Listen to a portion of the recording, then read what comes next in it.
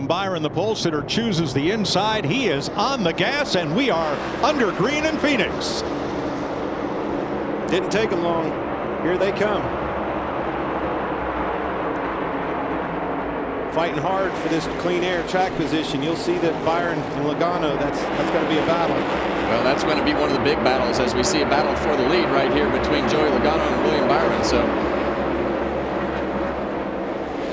we see that top groove right there working well with the momentum for Logano off the corner. But these cars have such a big side draft, as both of those guys elect to stay up on the racetrack, that Byron's able to pull him back to him. Half the field running the shortcut across the dogleg on lap 1. Still side by side for the lead. And finally, Byron establishes himself. Logano led lap 1. Byron will lead lap number 2 with Hocevar, Berry, and Jones. Not only do they cut that off when they get down here in 1 and 2, look at the difference when they cut that off it makes, but they really use the apron early on these tires. See them cutting way down on the apron off the racetrack. You can only do that for a couple laps here. The goodie wears off the tires, and they get spread out. William Byron, the only driver to lead every race this season. There we see what is one of the cars that we think is going to be really good today, and that's the 9 of Chase Elliott. As you see him take that shortcut, clip right against the wall. That's as short as you can cut it. That's as short as you can cut it. But you see he can't get all the way back up on the racetrack to get that good angle into the corner, and it allows Tyler Reddick to drive right by him. Well, we had an incident yesterday in the Xfinity race. Austin Hill was following close behind another competitor, and he actually hit the inside wall. Look out. Who's going to lift? None of them. We're still 3 wide. Wow. Still 3 wide. And on the back straightaway, a car in trouble. And caution is out at lap number 4.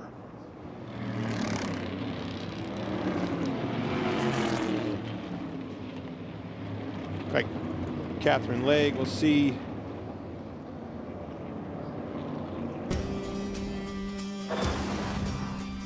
Here it is, caution on lap 4. Catherine Legge's car gets loose and goes around, coming off turn number 2.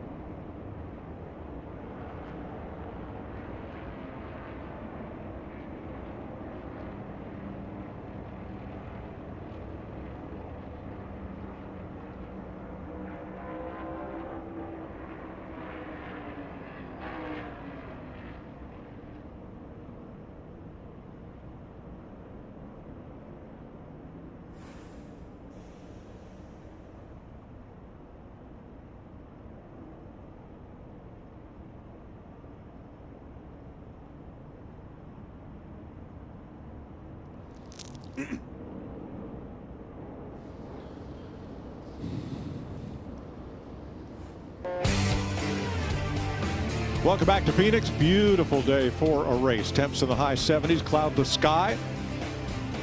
Larry Mack getting some work done in the garage area pre-race. During this caution, Chase Briscoe and Alex Bowman were on pit road. Catherine Legge also came in after that spin coming off turn number 2 to bring us the first caution flag. Here's her description of what happened. Hey guys, I'm sorry. I'm so tight. I have so much wheel in it that it got loose on exit, but it's because I'm so tight.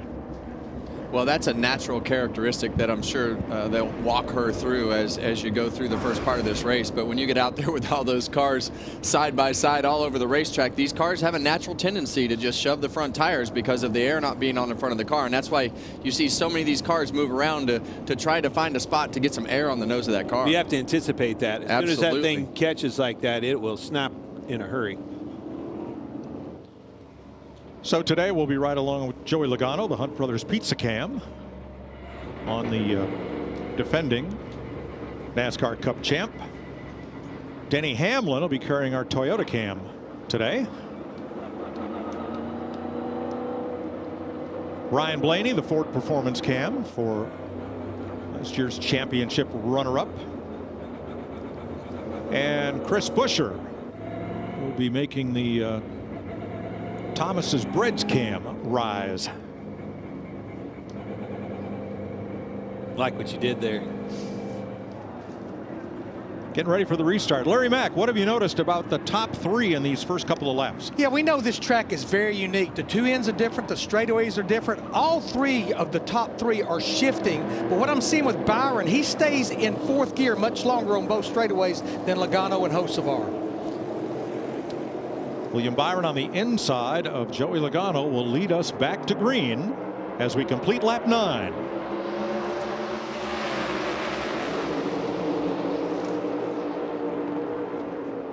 Here we go again, Clint. You see 4 wide back there in the middle of the pack, but this is going to be a little bit different than the first restart with some laps on those tires. Cars are going to act a little bit different, but oh, you see some contact there in the back.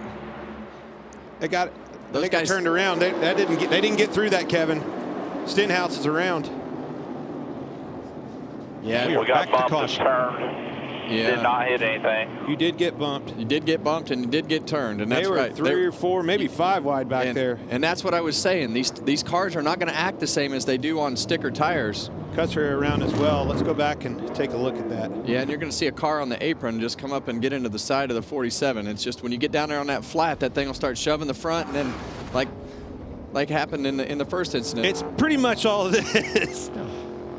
Custer gets loose down there, gets in to Gilliland there, who then gets into Stenhouse, spins back down across the racetrack, catches Custer in the right rear. Lucky they all got through that. Oh, Bowman even got man. clipped a little bit in that right rear. Keep an eye on that toe link. Cautions breed cautions in Phoenix.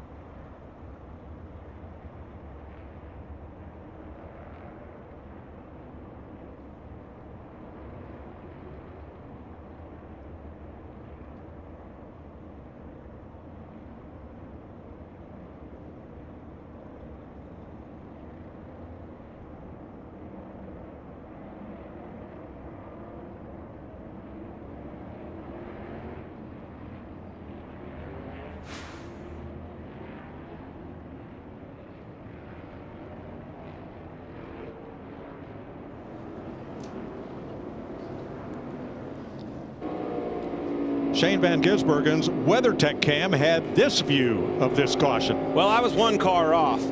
That's the 4 car into the 41 car into the 34 car into the 47 car. That's what happened. I missed the 4 car the first time. Yeah, and you see Alex Bowman down there on the bottom. It looked like he ran over the splitter there of one of the cars on board with Chase Briscoe, who pitted, and this is the... Bowman was so close to getting wiped out right there. I mean, it was close. Yeah, that was definitely one of those ice in the veins, cold-blooded moments right there from the driver to not overreact. All right, I got one, guys. Ryan Preece. Ryan Preece went to the Reds, boys. Now we got a car with the soft tires on. Let's see what he does. So he's the only car on the option tire. He's one of 5 cars that pitted under this caution, including Stenhouse and Gilliland with damage. And Riley Herbst was also in. This should make that cape a little bit longer. It can fly a little better. And it should also fit right into this window now that we're coming to lap 14. So Joey Logano, who's now led 5 laps, he'll restart on the inside of William Byron. Here we go. Well, they stacked up big time. You see Kyle Busch jump out of line. Yeah, we saw Joey Logano wait till the very end of that restart zone right there, and that got Kyle Busch kind of caught in the accordion. Here we go again, Clint. 4 wide already. We'll just make it 5 right there. Back to 4. Whoa, very tight quarters with Haley, it looks like, and Blaney. Haley backed out of the gas. Thought better of it. Oh, didn't like that. Boy, rush hour on the 101 or the 202 or I-10. You choose. 4 wide again. And again, it's Gregson on the inside making some time here with Zane Smith, that blue and white car in the middle. Have to be careful running too long on that apron, Kevin. Wears a lot of tire off you're going to need on a long run. Well, you might get away with it for a couple laps, but you still have to do it because it's the easiest time to make up that track position. As you see him 3 wide again here through 3 and 4. There's another way to gain a little track position the easy way. 8 tires turn better than 4. Now NASCAR is reviewing the restart. Definitely saw them stacking up. I don't know if they sped up and slowed down, but that would be, let's see here.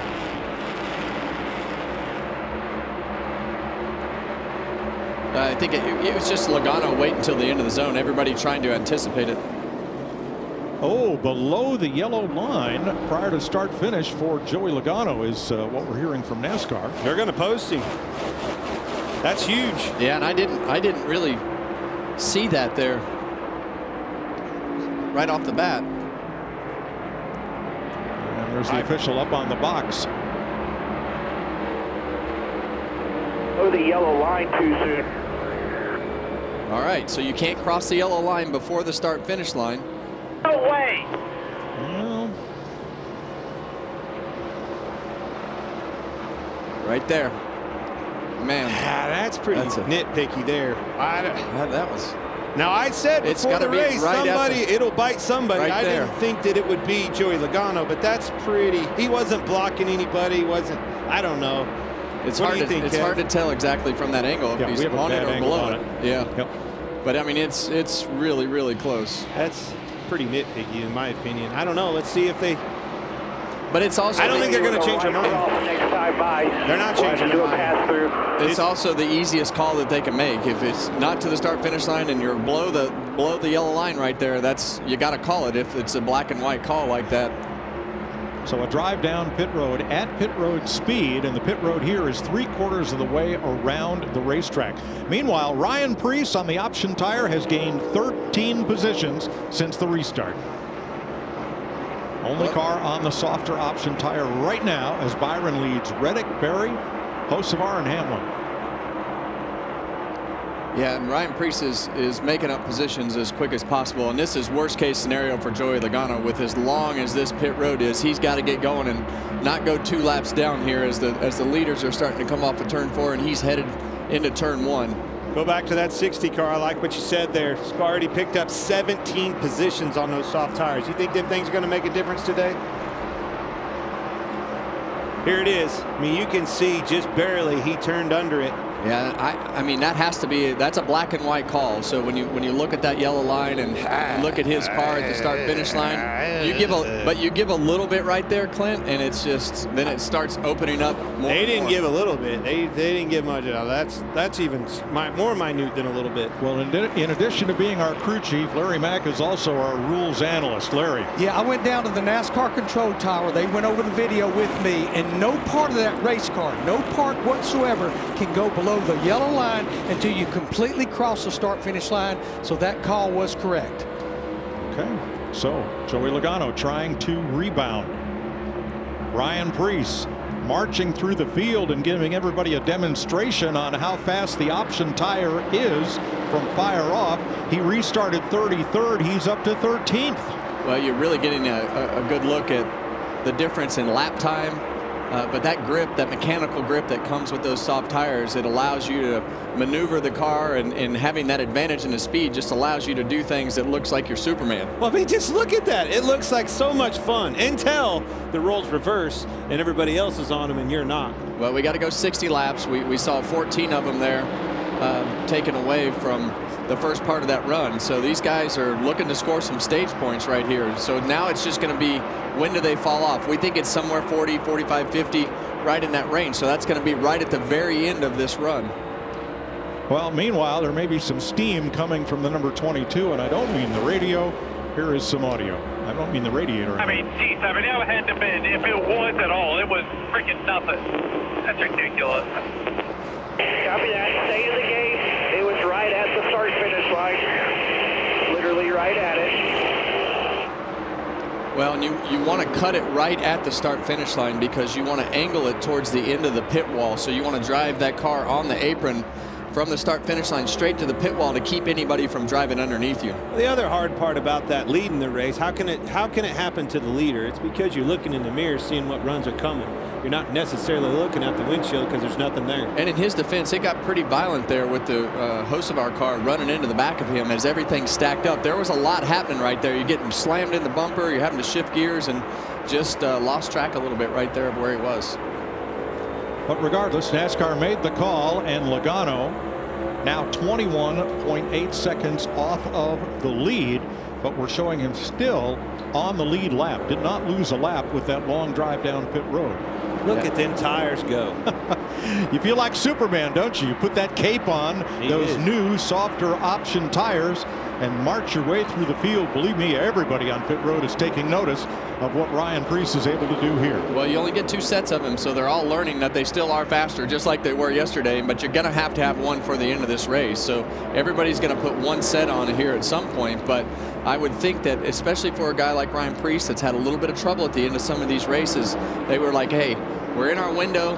If nobody's going to do it, let's take the points, get the track position in this first stage, and get out of here with a little bit of insurance. And then the other side of thinking of that down that line, Kevin, I heard you say that not having those at the end of the race gets you in trouble too, just like you said, having trouble finishing these races. Let's check with Jamie. How about Tyler Reddick picking up right where he left off here at Phoenix last year, where he finished top 10 in both races. I talked to him this morning. He was doing some homework next to me, and he said, I think we're going to be the best along with the 12 car. He said, we unloaded and our balance was awesome. He said, even putting the option tire on, we didn't have to change much. And so far, he just told the team, so far, no complaints. This car is good. He's up 7 spots.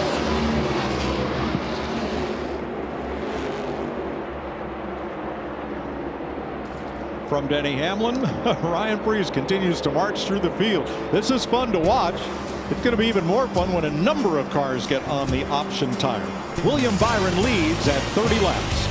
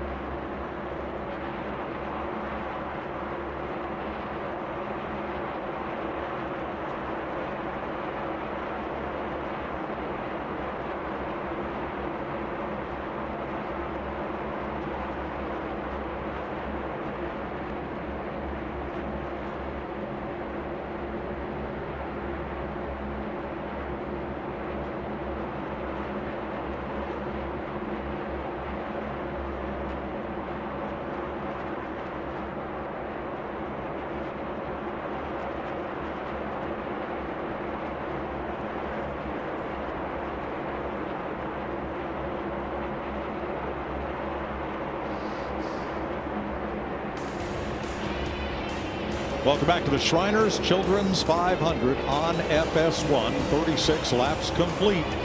William Byron leading Tyler Reddick, Josh Berry, Carson Hocevar. And this battle back for 7th and 8th. Today's aerial coverage provided by Goodyear. Since 1925, the Goodyear blimp has been inspiring fans to keep looking up and keep driving forward. We're very proud to have the Goodyear blimp with us today, giving you these pictures. We're also very proud that Goodyear has brought this option tire with them. This is obviously a big test for the championship race to see how soft they can get these tires for the end of the year and be safe. And Ryan Preece is going to put them to the test right now, Clinton, on how far we can go. Larry, what do you think? Are you nervous about this whole softer tire and maybe running 45 laps here? I am, and I know everybody in that garage area was this morning as well, Kevin, especially considering the temperatures are up. Yeah, Michael McDowell in the 71 car, they ran 44 laps yesterday. The wear looked good, but that is still a concern, is the wear on these tires.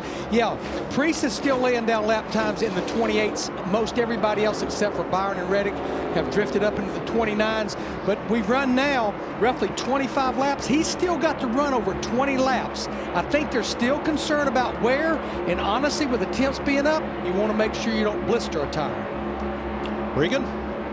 Mike William Byron currently leading the race. 28 laps led today so far. Interestingly enough, I talked to his crew chief, Rudy Fugel, this morning. He told me, I'm not sure how we're going to be to start this race. We were very good on the red option tires yesterday, but not so good on the yellow prime tires. Didn't like the car quite as much on those. Well, right now he's fast. He's out front. Might be a bad sign for the competition if he's this good this early. Byron with 1.2 seconds on Tyler Reddick. Josh Berry in 3rd. And did Byron brush the wall here a lap or so ago?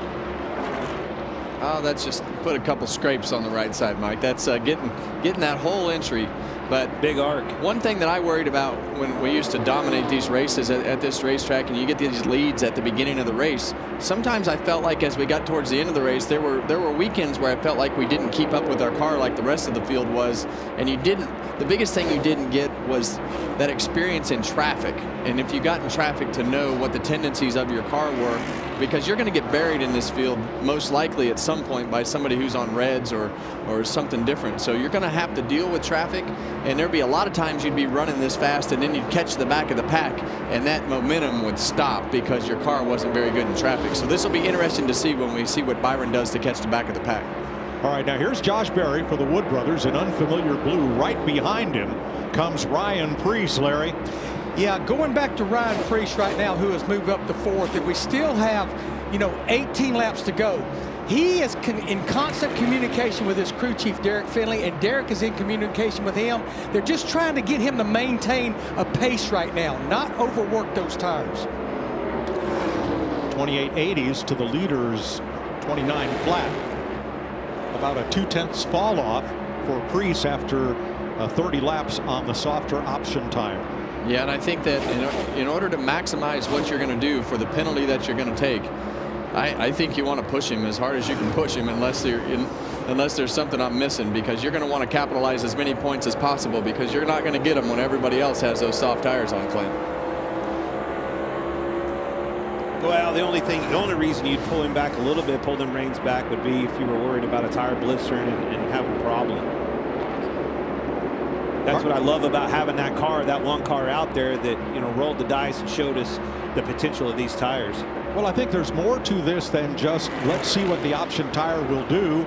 Certainly, he is now the test pilot for his whole RFK team. They're going to share the data on what Preece learns, and they're racing for stage points. Remember last week where Preece stayed out in stage 2, won the stage, and notched his second career stage win 1 week ago. I want to give props to Josh Berry right there in that Wood Brothers car. Just got passed, obviously, but we know the reason why on those tires. He's holding a pretty wheel out there. This is a good run for him. Big turnaround. new to that car, new to that seat, and doing a good job. And these are the days that you have to capitalize on for Josh Berry and that 21 team. Now you're racing in the front. Now it puts the pressure on your pit crew. It puts the pressure on the driver to get up and down pit road without a penalty. All those little things to capitalize on a day of running up front like they are now. And we've seen Josh lead laps and run up front at a couple of the races this year. So that 21 car is a good sign for them to be able to do this on a flat track like Phoenix, so what we would call a more normal style racetrack. Denny Hamlin currently in 8th. We started in 7th. And you see him, you heard Larry talking about Byron leaving it and shifting to 5th gear. You saw Denny right there, not downshift or anything. Really good 1 and 2 that lap. But he left his in 4th gear, and that was always my preferred strategy down the back straightaway, was the downshift into 1 like this right here, and then down the back straightaway, just let it hit the chip at the end of that back straightaway instead of wasting time on 2 shifts. Now Ryan Preece up to 3rd. What are they telling him? All right, about 3.5 seconds to the next position, 15 laps to go. Probably just settle in to save those tires. Copy, that's what I've been doing. Yep. That's exactly what we were talking about. Will they last? You know they were going to fall off because of the lap times that they hold. You can't hold that forever. All right, Byron leading, Reddick 2nd, Preece 4 seconds back on the option tire with 12 laps to go in stage 1 at Phoenix.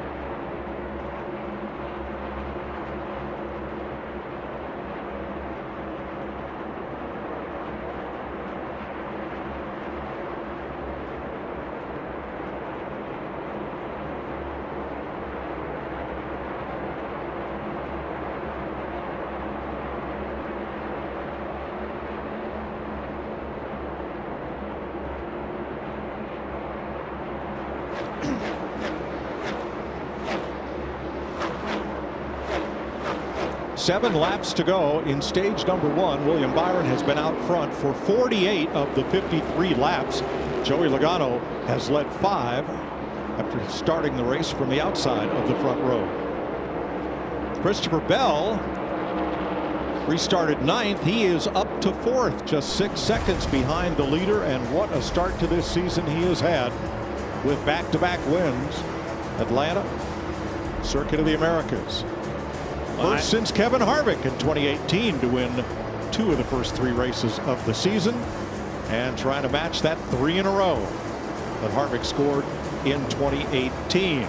With his success at Phoenix, Christopher Bell is today's Guaranteed Fit, sponsored by eBay. He's looking good. Spring winner here a year ago, top 10 in 6 of the last 8 Phoenix starts. Well, and this is really where you make your money right here at Phoenix. You're able to have your car hang on in the beginning of the run, but as you get towards the second half of that run, it's a lot easier to pass cars. And we've seen Christopher Bell be good on the long run at so many places that we go to, and today it doesn't look any different, Clint. I think if anybody's going to contend with William Byron, now that Logano is out of the picture for now, can he get up through him? We're going to see. But if anybody can give a run for Byron up there leading this race, it's him, Christopher Bell. Well, here's what we talked about earlier. When you catch the back of the field, how much does your car slow down? Because that's always a lot different than when you have all that clean air. I'm glad you said that, and I'll tell you, 29-12, your leader Byron, 29 flat. Bell right there the last time by. Now you see our track map at the top, and Joey Logano, after serving his penalty, back on track and up to 30th place. He came out of the pits in 37th, so he's gained 7 spots, and looks like by the end of the stage he will not be in danger of going a lap down. Well, it's good to see Hunt Brothers on the side of that car. Scott Hunt and his family have been such huge supporters of this sport for so long. So I'm on pit road today here supporting Joey again. 2 to go in the stage. Pit road has closed. William Byron has led more today than Hendrick Motorsports has led this year entering Phoenix. Well, like we talked at the beginning of the show, Mike, this is really where you're going to start seeing who's got the best cars for the majority of the racetracks that we're going to. And now William Byron, as you see him right behind Ty Gibbs, who's had a tough start to the season, but he's going to fight for his life to stay on the lead lap here. Tyler Reddick, I'm not counting him out either. He's laying some really good lap times down, especially there at the end of this stage. Final lap of the stage. There's Reddick in second, 1 second back. Preece, another 1.5 seconds back, will pile up 8 stage points for third here. See people slipping and sliding around a lot, ready to have this stage over and get some new fresh feel goods on. William Byron's 4th Phoenix stage win, the most he's won at any racetrack. Reddick, Preece, Bell, and Blaney the top 5. Berry, Hocevar, Hamlin, Elliott, Larson the top 10. Byron first.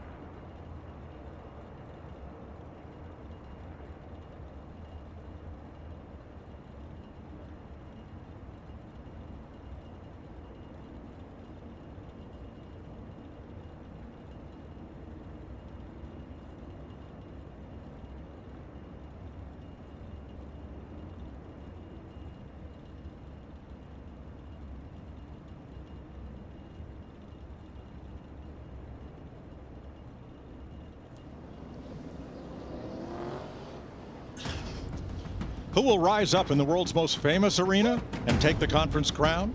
The Big East Tournament live from Madison Square Garden. Coverage begins Thursday on FS1, Friday and Saturday on Fox.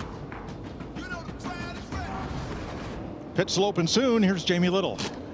Well, Mike, Phoenix Raceway has been a great track for Chris Buescher. So we thought, what the heck?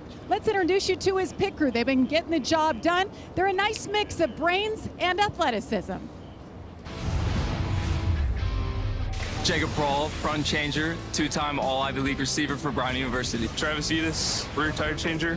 I'm the youngest tire changer on pit road. Jaquan Bailey, tire care. I have an identical twin. Nicholas Patterson, Jackman, owner of Bald Eagle Tree Solutions. Bailey Walker, Gasman, 19th season and 2017 Cup Series champion. Led by Scott Graves, they are ready to go to work.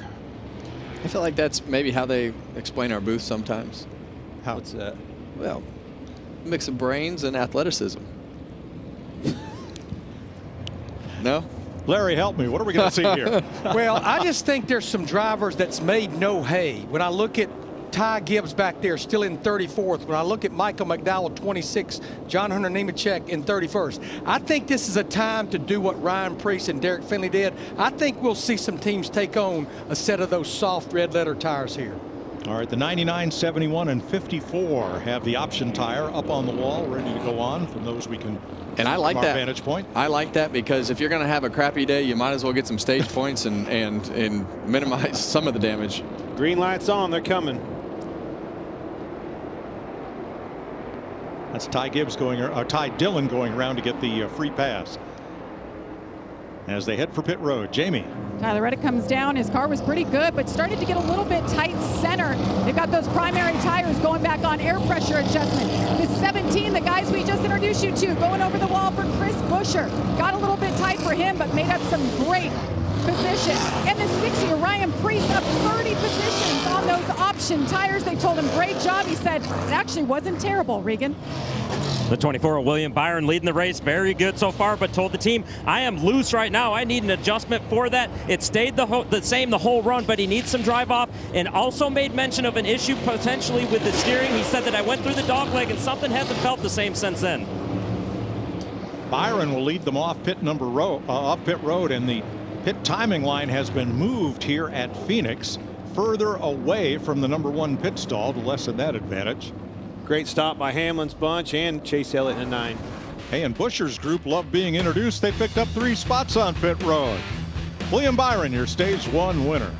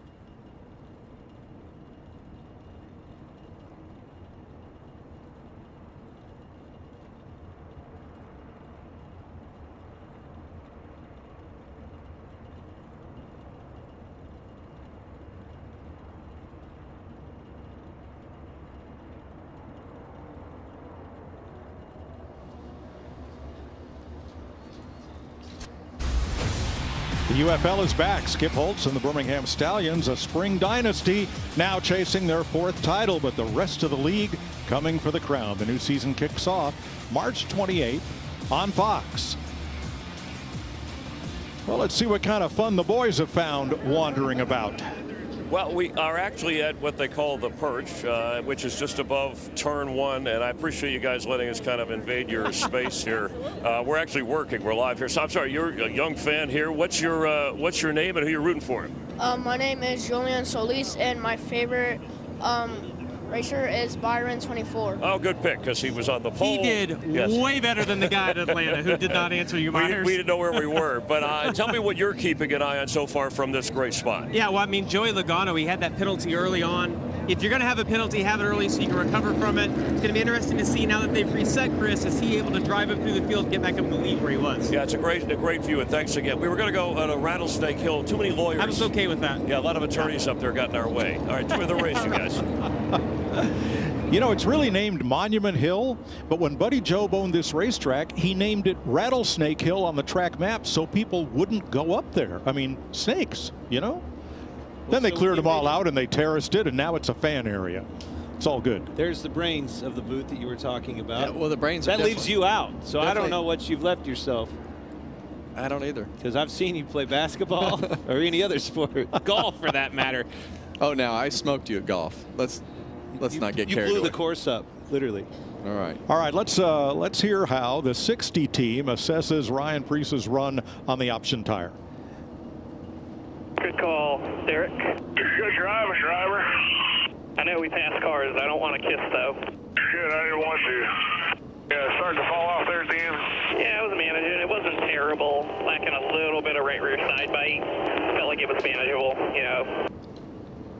Well, I think it's fair right here. That's what that cape extended with those softer tires. I want to hear that conversation after these next set on here. It's not going to be near as pleasant, but he got the track position that he needed, and that car will drive better because of it. Now, Ross Chastain was penalized for too fast entering on the way down pit road to his pit, so he came back in to serve his penalty and put on the option tires. Well, this is a tricky pit road with the way that corner is and where the pit stalls are. It's really easy to get that speeding penalty, but it definitely, that shows you how important the track position was. And when you went all the way to the back, they were like, the heck with it. We need to make something out of this stage in order to put ourselves in a position. They don't think they can obviously win today because of the fact that they've got themselves so far behind. Joey Logano back at 25th there after the stop and after serving his penalty for cutting the yellow line on the restart. Well, going to your point with Chastain there, they didn't want to use them. Obviously, they didn't put them on, but because of the penalty, forced their hand. Didn't have a choice.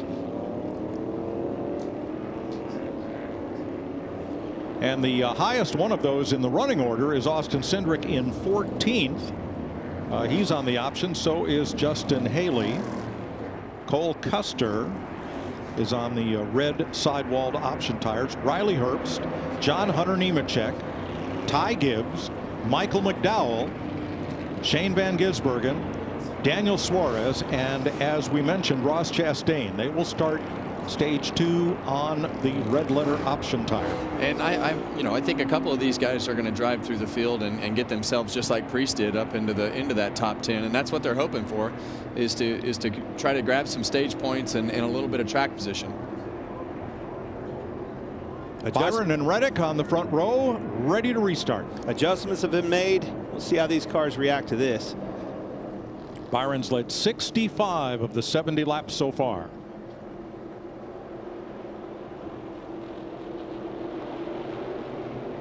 Green flag.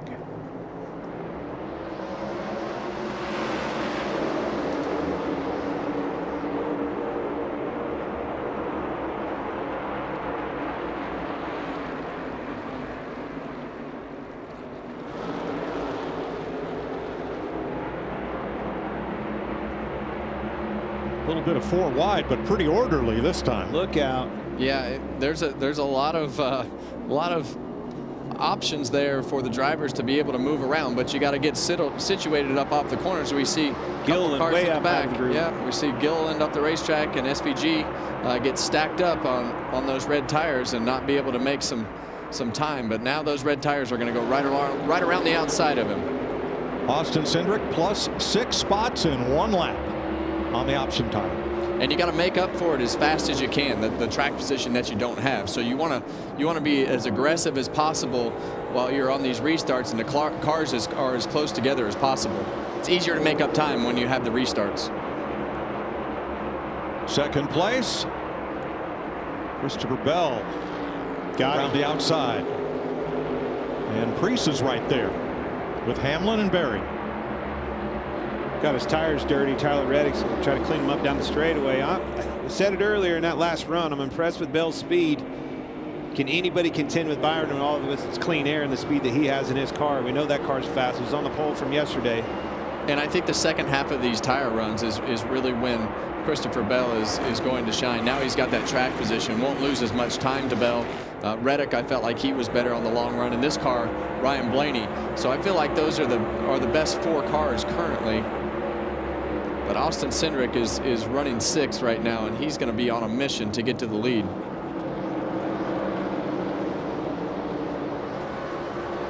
Cindric, only car in the top 10 on the option tire right now.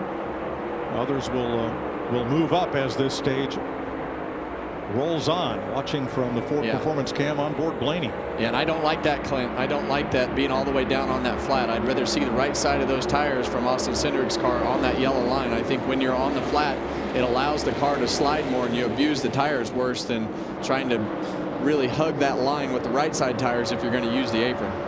Cindric up to 5th. You see Justin Haley, Michael McDowell, Daniel Suarez on the option tire pop up into the top 20 here. You see how he's down below that yellow line, Clint. You've driven here enough. You know that yellow line is kind of a trough there that almost locks that right rear tire and the right front tire in. That'll hook you right around that corner. If you're not on that, it just uses all 4 tires sliding. Look at that battle at the back, 3 wide. That's Cole Custard, it says up over the door. It really does. That's how they painted it this week on the 41, and they're 4 wide behind him. Well, that all started Brad sliding up into Jones, I think, a little bit. Then here the rest of them come underneath of him. Brad's kind of defenseless right there. Those cars around him, except for Eric Jones, are all on the softer tires. No run by 2. That's still in trouble. Had to lift out of the gas again. But this is what these tires, these softer option tires, are doing for us. It's creating a lot of racing environment within the field all the way back. That's what we were looking for, and it's doing just that. Only having 2 sets, though. Pick them, choose them wisely. Right. 6 sets of the primary tire and 2 sets of the option tire. And yes, you have to change all 4 together. You can't mix and match. William Byron back out front by a second over Christopher Bell. Reddick, Cindric on the move in 4th, closing on 3rd.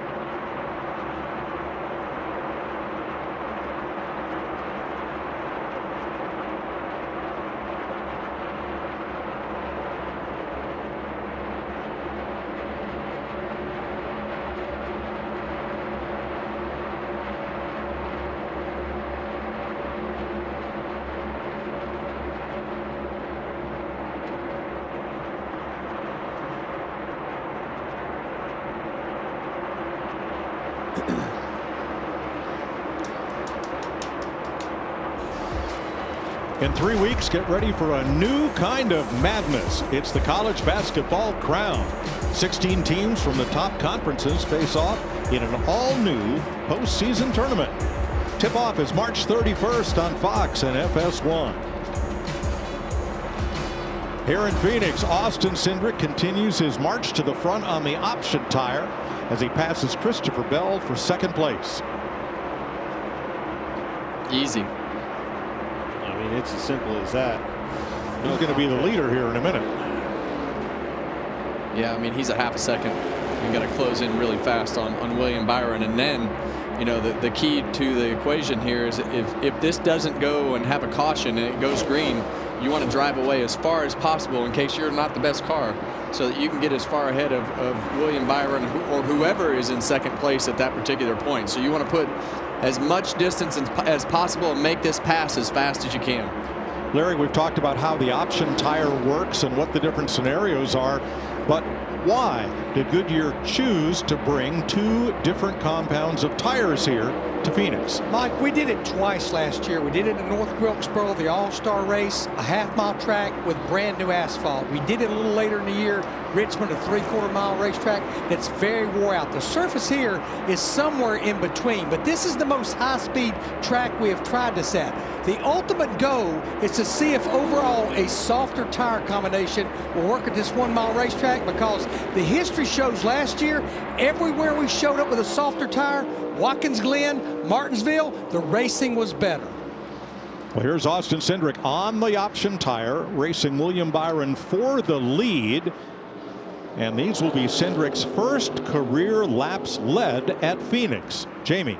And this has been a tough place for Austin Cindric, but I talked to Brian Wilson, his crew chief, and he said they feel like they took a step in the right direction here in the fall, so they built on that. And so far, the handling of this car is good. Now, Brian also told me that if they couldn't drive into the top 10 by the end of stage 1, they would put these option tires on. Well, he wasn't able to make up much ground at all, so he restarted 14th. They put those options on here. He's gone to the front, new leader. Well, and it's not just Cindric. Justin Haley's jumped up into 4th spot, and the cars on the option tires that pitted and started at the back for stage 2, they're coming to the front. Yeah, I mean, it's not just Haley, Suarez, Chastain. But I want to point out, look at Preece. He's still up there. They drove, he started 28th, put those tires on, got him the points that they were looking for, but it also got him established up front in the cleaner air, and the car's going to handle better. And you can, you know, he's obviously holding court right there. So I think he's, that was a good move by them, and it's put him in a lot better predicament than he had before. Well, time will tell if it burns him later. There's no way of getting around that. The closer you get to the front, the better your car is going to handle. Smoke got trouble. Somebody locked up there and then went way up high. I think it was Michael McDowell. And got in a wall, Here he is too. in turn 4, and yellow is out. Stay low on exit. Caution's out. Watch for any debris. He hit pretty hard, guys. I don't know if did it blow up. Looks like the right rear might be flat. I think I thought. Oh yeah, it is right rear. Yeah, and we talked about him. You know, we talked not necessarily him, but we talked about those tires blistering or having too much heat and blowing out. So I think it went down, and we've seen it before. It dumps all that. These cars are so rigid. You know, obviously, he's right there. Goes down, it takes the weight off the front, and it won't stop. That's where he locks the brakes up. See, it took all the weight. When that right rear goes down, with these things being as rigid as they are, it takes the weight off the left front, locked it up, and wouldn't stop for him. Yeah, what he got away with a pretty minimal amount of damage for as bad as that could have been. 4th caution flag of the day in Phoenix. This one for the hometown favorite, Michael McDowell.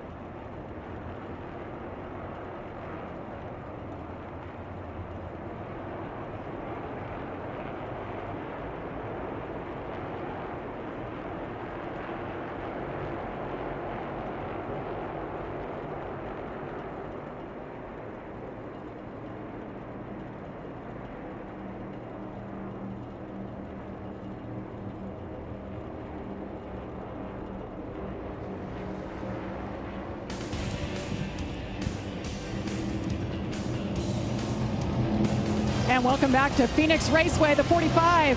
Tyler Reddick is in. Cars driving better that time. Just an air pressure adjustment. The 2 of Austin Cindric. He went to those softer sidewall tires. They take them off. They put the primaries back on. Regan? 20 of Christopher Bell has more grip than most of the cars around him. He likes that. Happy overall with the car right now. The yellow primary tires going on his, and the 24 of William Byron. Entry and exit were better, but he got too tight when the 2 car got in front of him. Saw Joey Logano among those putting on the softer option tire to run the distance here in stage number 2. That's Christopher Bell first off pit road ahead of William Byron.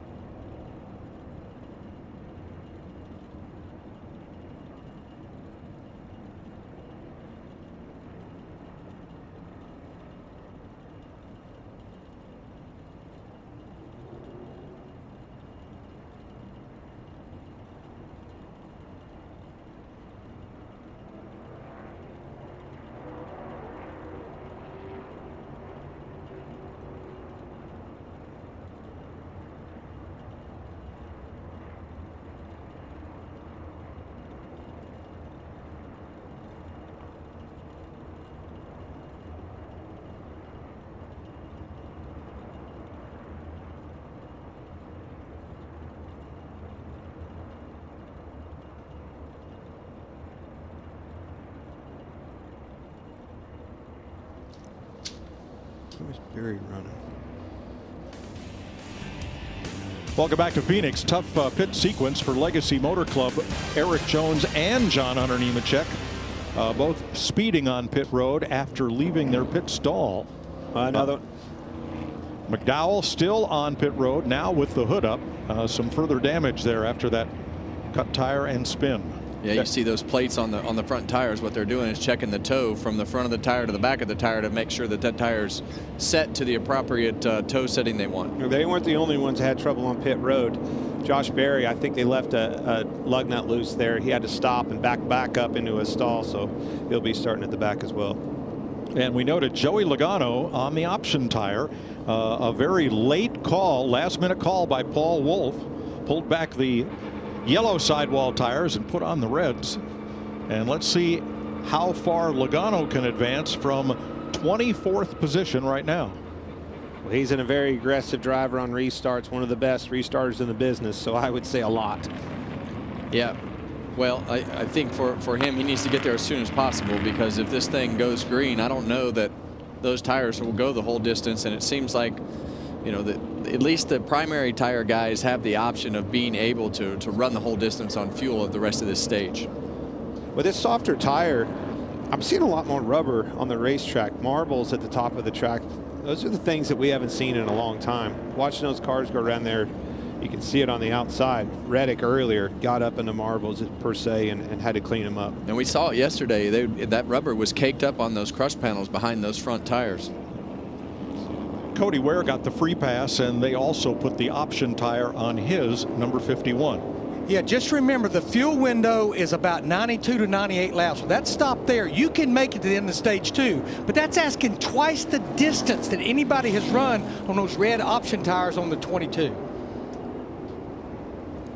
Got some Kyle Busch audio to listen to here. At the end of the day, I think it hurt the guys that took reds. Like, yeah, it helped them get you some track position right now, but they didn't get to use the goodie out of them, you know what I mean? Yeah, but they got the track position. You can't pass. They got the brief track position. He's right, okay. But they're going to need that track position later, and he's going to be the benefactor, have those softer tires later. That's going to come full circle. They needed that to go green, and it didn't. They're going to wish they had those now. All right, Kyle Busch will restart 11th. 35 cars on the lead lap. Bell and Byron, a Toyota and a Chevy with Cindric and a Ford behind them on the outside of Daniel Suarez. We're back to green.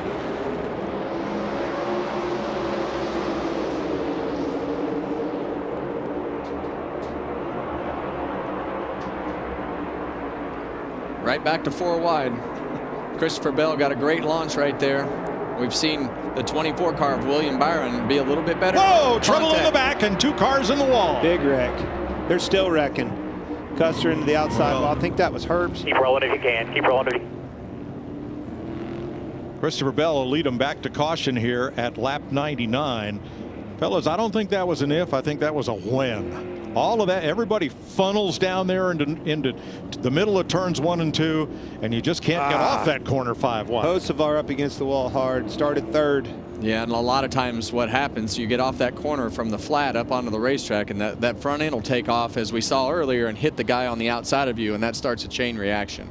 Justin Haley, Riley Herbst involved. The AMR safety crew quickly on the scene.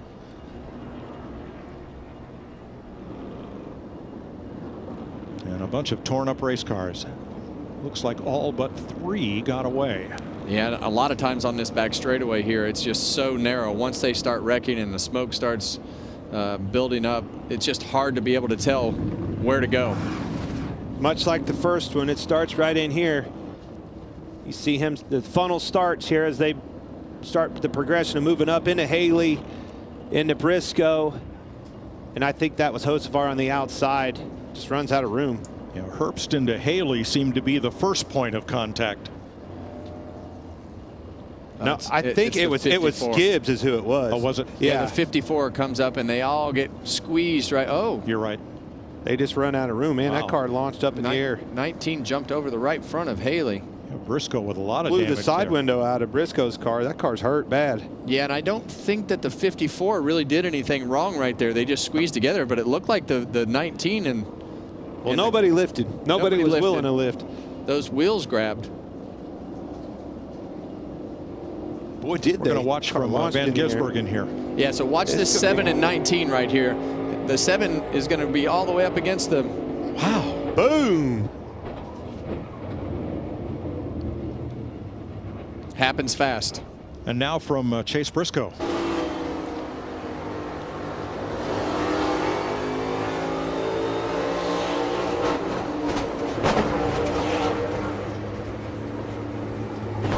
Hasn't been a very good start to the season for Briscoe.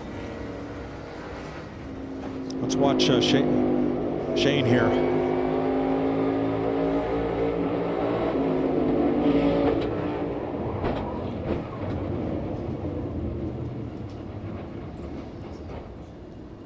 At least 7 cars involved in this pileup.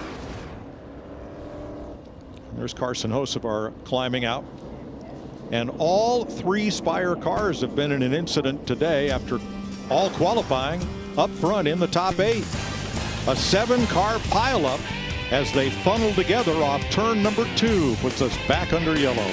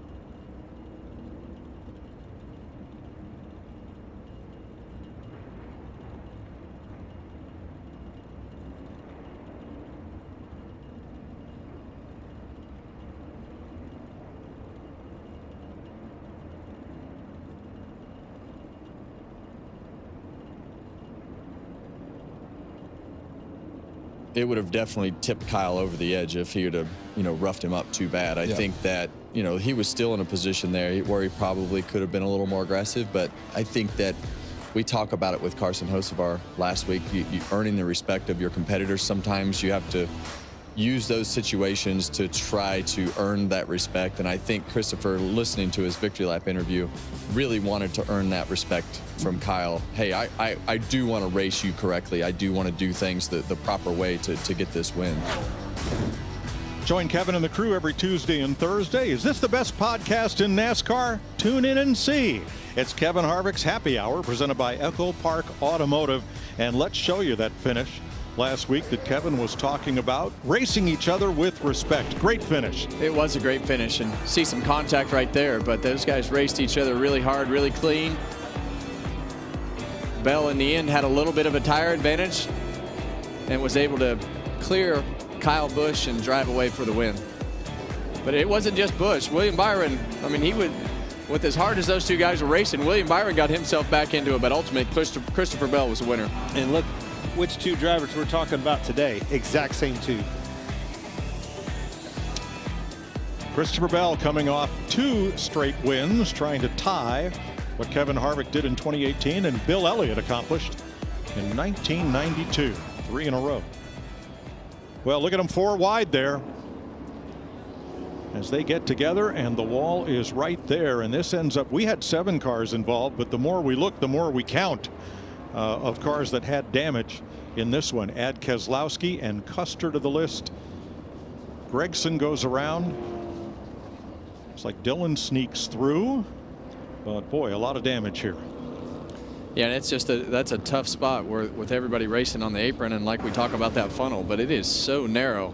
As you see the right front tire there on Chase Briscoe's car, and as much hype as around Briscoe, they've not had the finishes to go with it, Clint.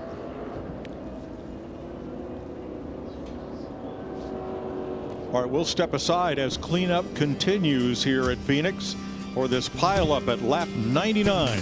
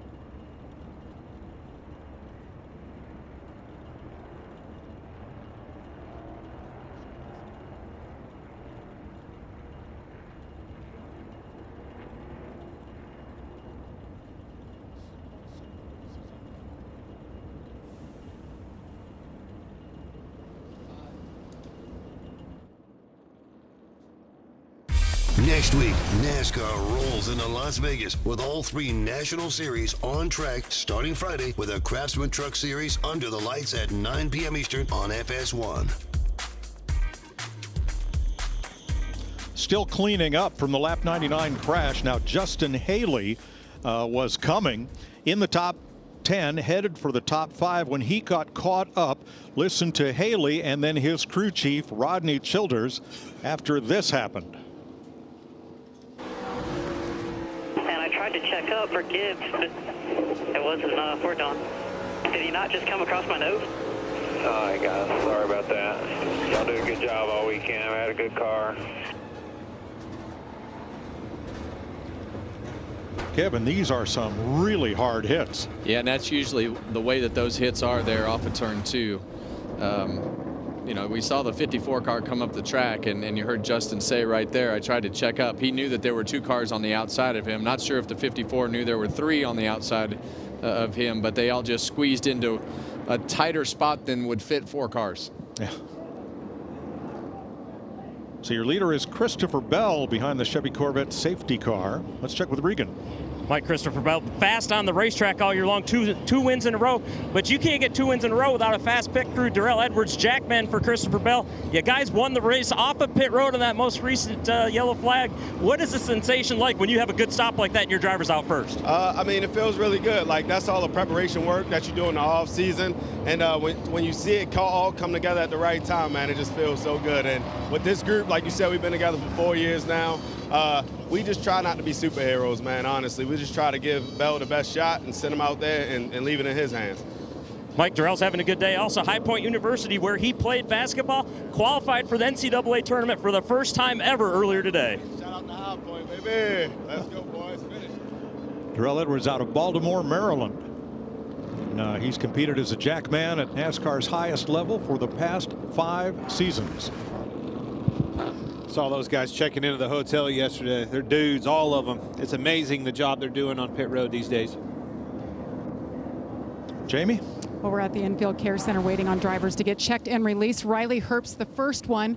That was a big one here at this 1 mile oval. What did you see there, Riley? Yeah, I don't know. It all happened in front of me.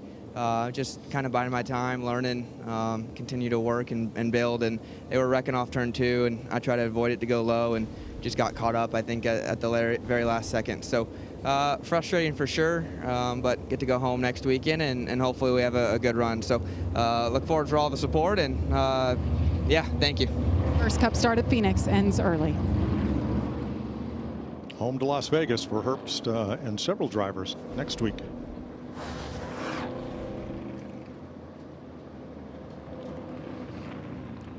Seven cars off track.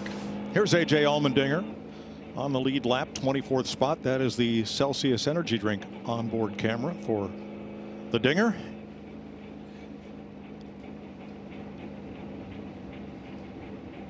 Been up as high as 16th so far. Larry, how about Joey Logano? Started on the front row, came to the pits under penalty, and then on a subsequent caution decided, let's go for the option. Nobody loves to ride around under caution except Joey Logano and Paul Roof right now at 50 miles per hour. Because when we went back racing before that caution, there was 87 laps to go. They're the only car out there on the red soft option tires right now. That's too many laps. Every lap they can run under caution, that subtracts laps run under green. Right now, we've got about 75 laps to go. I think if we can get that number to maybe 60 laps, running to the end of stage 2 might be doable on those red option tires. Well, either way, they're definitely in a box. And now that we've had some cautions, we know everybody's going to make it on fuel. We thought they could before, but now there's zero question about that. So they're hoping for some. They're hoping that they can run far enough to get to the lead and then have the caution fall out.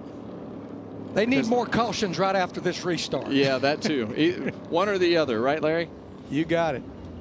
Logano will restart 17th. Well, he's 17th now. We'll see how things line up after the choose. Yeah, and it looks to me like the back straightaway still needs to be cleaned up some. Yep. Well, the reason we went to an option tire is we wanted to liven this place up, and I think it has accomplished that, to say the least. It's shaking the starting lineup up, and they're enabling them to make moves that we haven't seen here in the past, and I like it. I'm a fan of it. Well, right off the tires better. Right off the bat from practice yesterday, when you looked at the timing sheets and listened to everybody talk, there was just nobody that was certain that they were going to have a good car and knew exactly what their strategy needed to be. And I think we've seen the same thing today. We've seen strategy all over the place. We've seen wrecks and 4 or 5 wide that we normally see, but it seems like you've got more cars being passed and coming and going because of the fact that we have these 2 different tires. Jamie? Well, Carson Hocevar was all smiles yesterday when you qualified 3rd. Obviously a good car there, Carson, but what'd you see that ended your day? Yeah, it's frustrating. Our car was fast. I felt like our minor Chevrolet was pretty good, and we just got behind on a pit stop and just playing the tire game, and shouldn't have been back there is really what the result of it was, unfortunately. We had good track position, just the way that cycle worked out is we're just back there in the mess. So unfortunate, but our Spire cars are fast, and I'm sure they'll be fast again. Thank you. Bell and Byron up front for the restart once again. Suarez and Cindric, Reddick and Hamlin. Here we go. And Bell really got a shot from behind from Suarez there and put him way out front. Yeah, and you got to be careful about that. We've talked about this before, but you don't want to hit him so hard that it knocks the splitter loose from the front of the nose, because then that'll make your problems of being tight even worse.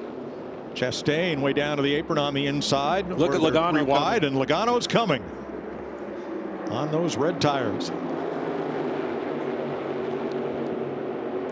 Got squeezed a little bit there by Josh Berry. That was very close. 15, 1 outside, Berry.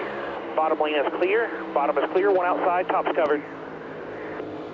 Well, there you see that those reds just give you so many more options to be able to do what you want to do. And Joey knows that he has to take advantage of those reds while these cars are as bunched up as possible. If he has to run this thing way far, like Larry was talking, he's going to need to get the track position ASAP. That's Chase Elliott alongside of Ty Gibbs there. Reddick and Cindric side by side. That's for 4th place. Well, you see Reddick way loose up underneath. Austin Cindric right there gathers the car up and loses a spot, or lets Kyle Larson get right up beside him. Hadn't said his name much today, Clint. No, you haven't. Here he comes into the top 5, Kyle Larson. All the way started 17th. And restarted 8th. I'll tell you what's tightening up here, guys. This battle for the lead. Byron has chosen this outside line, moving around, got Bell in the mirror. Yeah, well, didn't work that time, got too high. Yeah, well, he got a little bit higher right there, but they pushed that groove up the racetrack. And we talked about William Byron earlier. He's been better at the beginning of these runs than Christopher Bell. So if Bell can hold him off, we look for him to be better the second half of the run like he has been the rest of the race. Justin Haley checked and released to the care center. Yeah, that wasn't a good corner as we turned to Byron for him in 1 and 2, but I think that gap will shrink back up. He'll run him down. Probably had to clean his tires up here. Yeah, and for the drivers in turns 1 and 2, you have to be able to chase that groove. You can't just go in there and run behind the car in front of you all day. You've got to be able to run the middle. You've got to be able to run the top and be able to diamond that corner. Jamie? Yeah, you guys mentioned Kyle Larson. He told you at the start of the show that he's just confused here on what exactly it is that he needs. Well, the one thing he does know in the race so far, he hasn't had enough to lean on laterally, just lacking that lateral grip. They've been adjusting on it with some air pressure adjustments. Overall, though, he said the handling is decent. Well, now he's going to watch Joey Logano just drive on by on those softer tires. Well, all right, what's lateral grip? You hear us talk about that a lot on a flat track. Those rear tires just won't keep up with the front tires when the car wants to roll out from underneath of you. Laterally, rear end's loose. Yeah, and this is a racetrack where we used to play a lot of games with the brake pads, and you'd actually, split the brake pads from left to right to be able to drive that car in the corner as hard as you can and almost make the front end push. And then you'd work on the adjustment of the car to loosen that car back up to the center of the corner. But you'd split the hardness of the brake pads and make it so that one side was softer than the other. But we used to get super aggressive with the brake pad split here. Richmond, some of those places, especially in this next gen car. And you hear a lot of these guys talk about loose end, and I just wonder if they're don't need to be more aggressive on that split. So as Joey Logano moves to 5th, Denny Hamlin and Ross Chastain for 10th have been trading paint, it looks like here.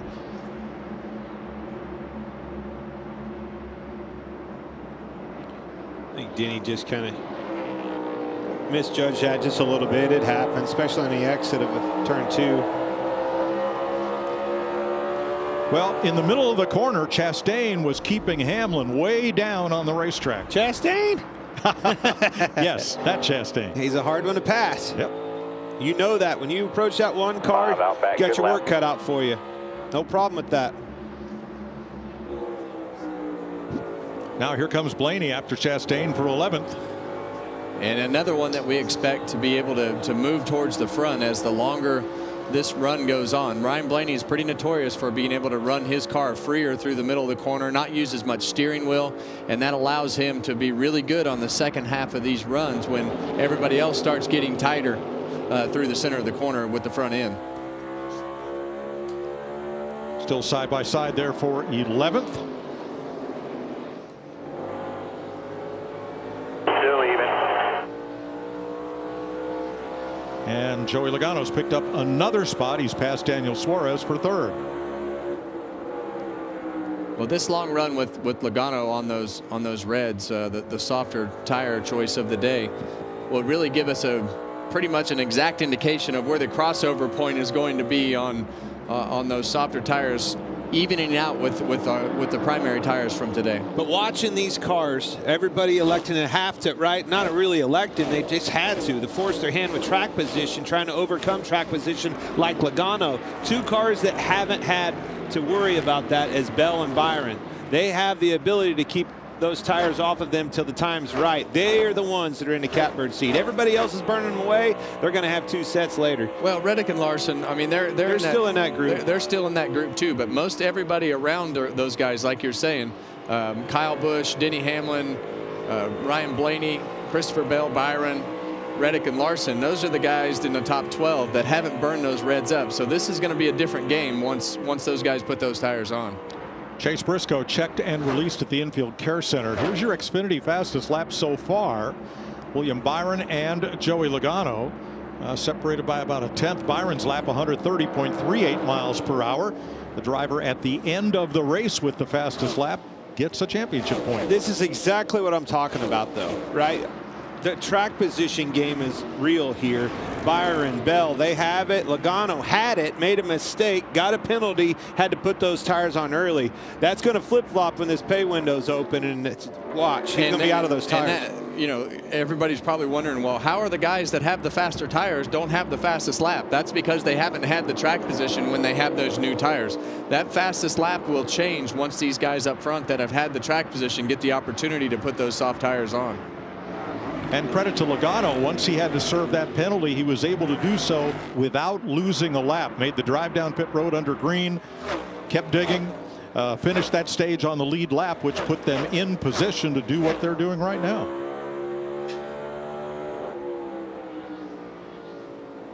Hamlin, Blaney, this is for 10th place. Kyle Busch just ahead of them.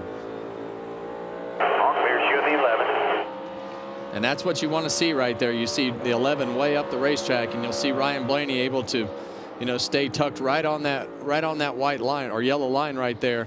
And that's where you want to be. You see Kyle Busch down on the apron going up the track, and you're in the middle of the racetrack being able to cut through the center of the corner back below that apron. That gives you the best option to put the throttle down when you don't have to follow that car in front of you. Same thing that Denny Hamlin just did right there. He was able to hug that yellow line and get that cut right underneath that 8 car.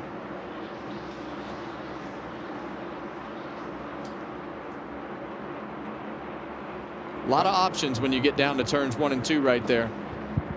And for the lead, here comes Logano on the option tire underneath Christopher Bell. Well, that's what we expected. You know, we expected Joey Logano to drive to the lead. Now, the part that is the unknown that Larry's been talking about is how long will these tires last before they either fade to the point where the primary tires become faster, or do they just fall off to even, or do they blow out again like Michael McDowell's? 69 of 125 complete in stage 2. We had a big pileup at lap 99. Started with 4 cars abreast, and it ended up with 8 cars headed for the garage.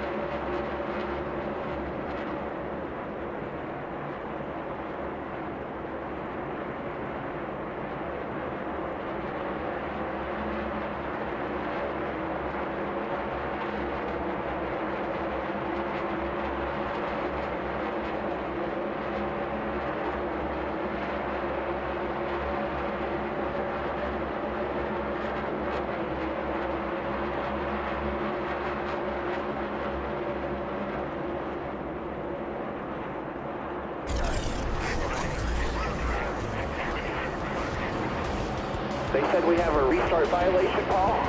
What did they say our restart violation for? For what? They said we went below the yellow line too soon. No way. I mean, geez, I mean, it had to be, if it was at all, it was freaking nothing. That's ridiculous. Well, after serving that penalty, Joey Logano and Paul Wolfe came up with an alternate strategy to everybody else, where they switched to the softer optional tire and then marched through the field from lap 60 on to where they are now the race leader. And we're running laps half a second faster than the field. But now that Logano has opened up a 1.5 second lead on Christopher Bell, he has backed off to about the same pace as the rest of the top 5. Mike, that's exactly what Paul Wolfe told Joey to do. When he was still running second, they made him aware that he had to run roughly a little over 70 laps on these tires. The most we'd seen was Preece that ran 40 laps earlier in the race. They said, get the lead, build a buffer, and let's just maintain, because they cannot afford to make a green flag stop. I still don't like the box they're in, being down instead of the red options, but I think this is their only option, no pun intended, to go with. Okay. Regan, how about Ross Chastain? Mike, another car that's in that box that doesn't have the second set of red options. Ross Chastain, 20 laps on these tires that they took off a little while ago. Take a look at this. I just want to show you, this is the right front tire that came off of Ross's. You see these dots right here. These are the wear dots. They are still there. They're not completely worn down, but they have been worn down some. This tire is the worst of all the tires in terms of that right now. The 1 car and the 99 car both have these reds laying on pit road still. They will reuse these later on in the race if they have to, so maybe down 20 laps worth of reds, but not the entire reds. Well, Larry, would you rather have 20 lap reds or brand new sticker prime yellow tires? I know it was a completely different situation, but at North Wilkesboro last May, once the reds cooled down, they would fire back off and do pretty good. So that could be a good option to have, considering they're down a set. So they're not out of tools. 5 cautions so far. That's more than the whole race here last fall. Well, and to that point, Mike, I think that this tire option has given us more things happening for sure, and it's definitely added way more elements to this race than what we had last fall. All right, here's Jamie. Few weeks on track for Chase Briscoe. And Chase, your day ends early. How do you describe that big one that ended today? Yeah, that was about the biggest you could crash in Phoenix. Yeah, it was a big one. Yeah, just on that restart, you know, we're all kind of 3-4 wide, and I just climbed over the 7s right front. So, yeah, unfortunate, you know, we were able to go to the tail and drove back up to like 12th, 13th, and felt really good about our Master Shops Toyota. And yeah, I got myself in a bad spot. And, you know, I was probably trying to fade a little more left, just showing that the 77 was on my right here, and yeah, climbed over the 7s right front. So yeah, unfortunate, but tried to learn from it, not do that again, and go on to Vegas. So Briscoe out of it, and remember, he got his 100 points back after winning the appeal on that spoiler violation. Shane Van Gisbergen also checked and released from the care center. Good 3-car battle here with Suarez, Cindric, and Reddick. Reddick was running the outside, run him down. Cindric pulled up and kind of blocked him, took his line away, slowed the momentum up, but these guys are getting after it. I like what I see here out of these 3 cars. Well, Suarez and Cindric have done a great job of being able to hold on to that track position that they gained with those softer tires, and I think that's part of the hope that you have. You know that hope is probably going to be overruled as the other guys put the softer tires on, but for right now they're doing a good job in keeping pace. 41 laps to go in stage 2. Today's aerial coverage provided by Goodyear, the best seat in the house since 1925. Happy 100th to the Goodyear blimp, and glad to have you with us here today in Phoenix.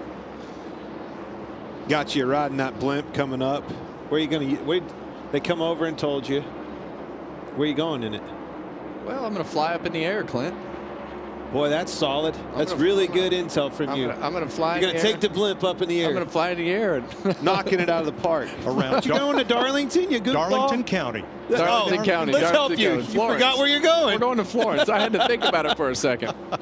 Not the Speedway, the airport. That's right. We're going to go to the Florence airport and fly in the Goodyear blimp. I'll give you another indication. Joey Logano is maintaining a pace. He's using a lot less brake right now.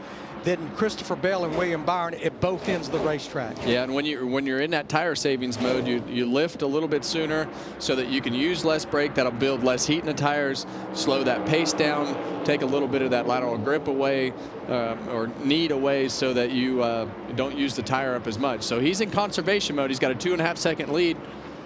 But Christopher Bell is still running about a 1/10.5, 2/10 faster than the guys in third place of William Byron and Daniel Suarez in fourth. I'm telling you, Cindric's giving Reddick fits. He'll run him down and was making it outside work. Cindric pulls up, takes the line away. All right, let me try you on the bottom.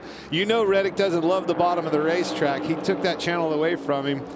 And look, now all of a sudden Blaney's right on him. And the reason that he's doing that is to take the air away from the front end of Tyler Reddick's car. So when he sees Reddick making ground up top, he's like, all right, buddy, I'm going to move up the racetrack and take your line away because I know your car is not faster on the bottom than mine. So frustrating. But even if it was, you know Tyler Reddick, when he's approaching you, you look in the mirror, 45's in your mirror, he's going to the outside. Yeah. That's where he wants to be.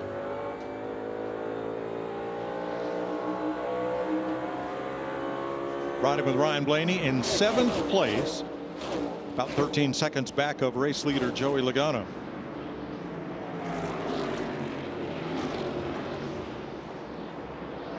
Well, as they continue to scuffle for position here, it's a nice cloudless Sunday in Phoenix.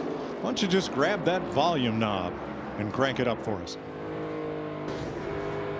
Still going to be their very top door, quarter, bumper, clear, clear. The 4 second cars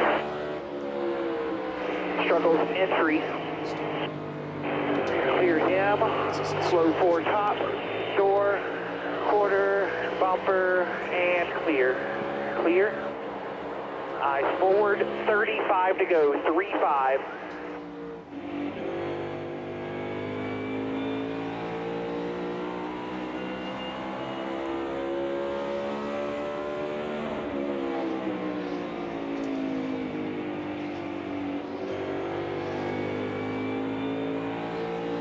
Coming to 35 more.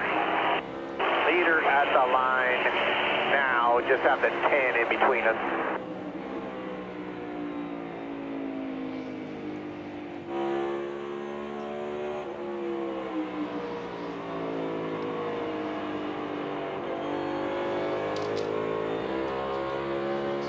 Right now you're a half straightaway to P2, a full straightaway to P3.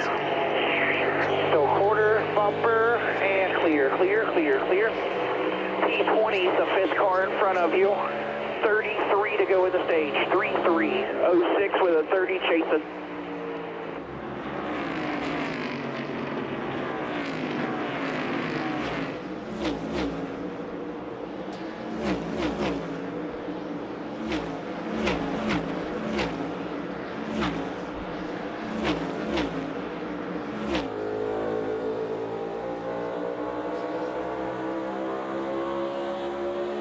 Up in front of him, still inside.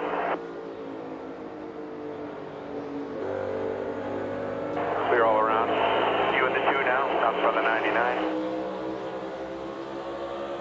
Teammates battling for 5th here. Cindric and Blaney with Suarez in the mix in 4th.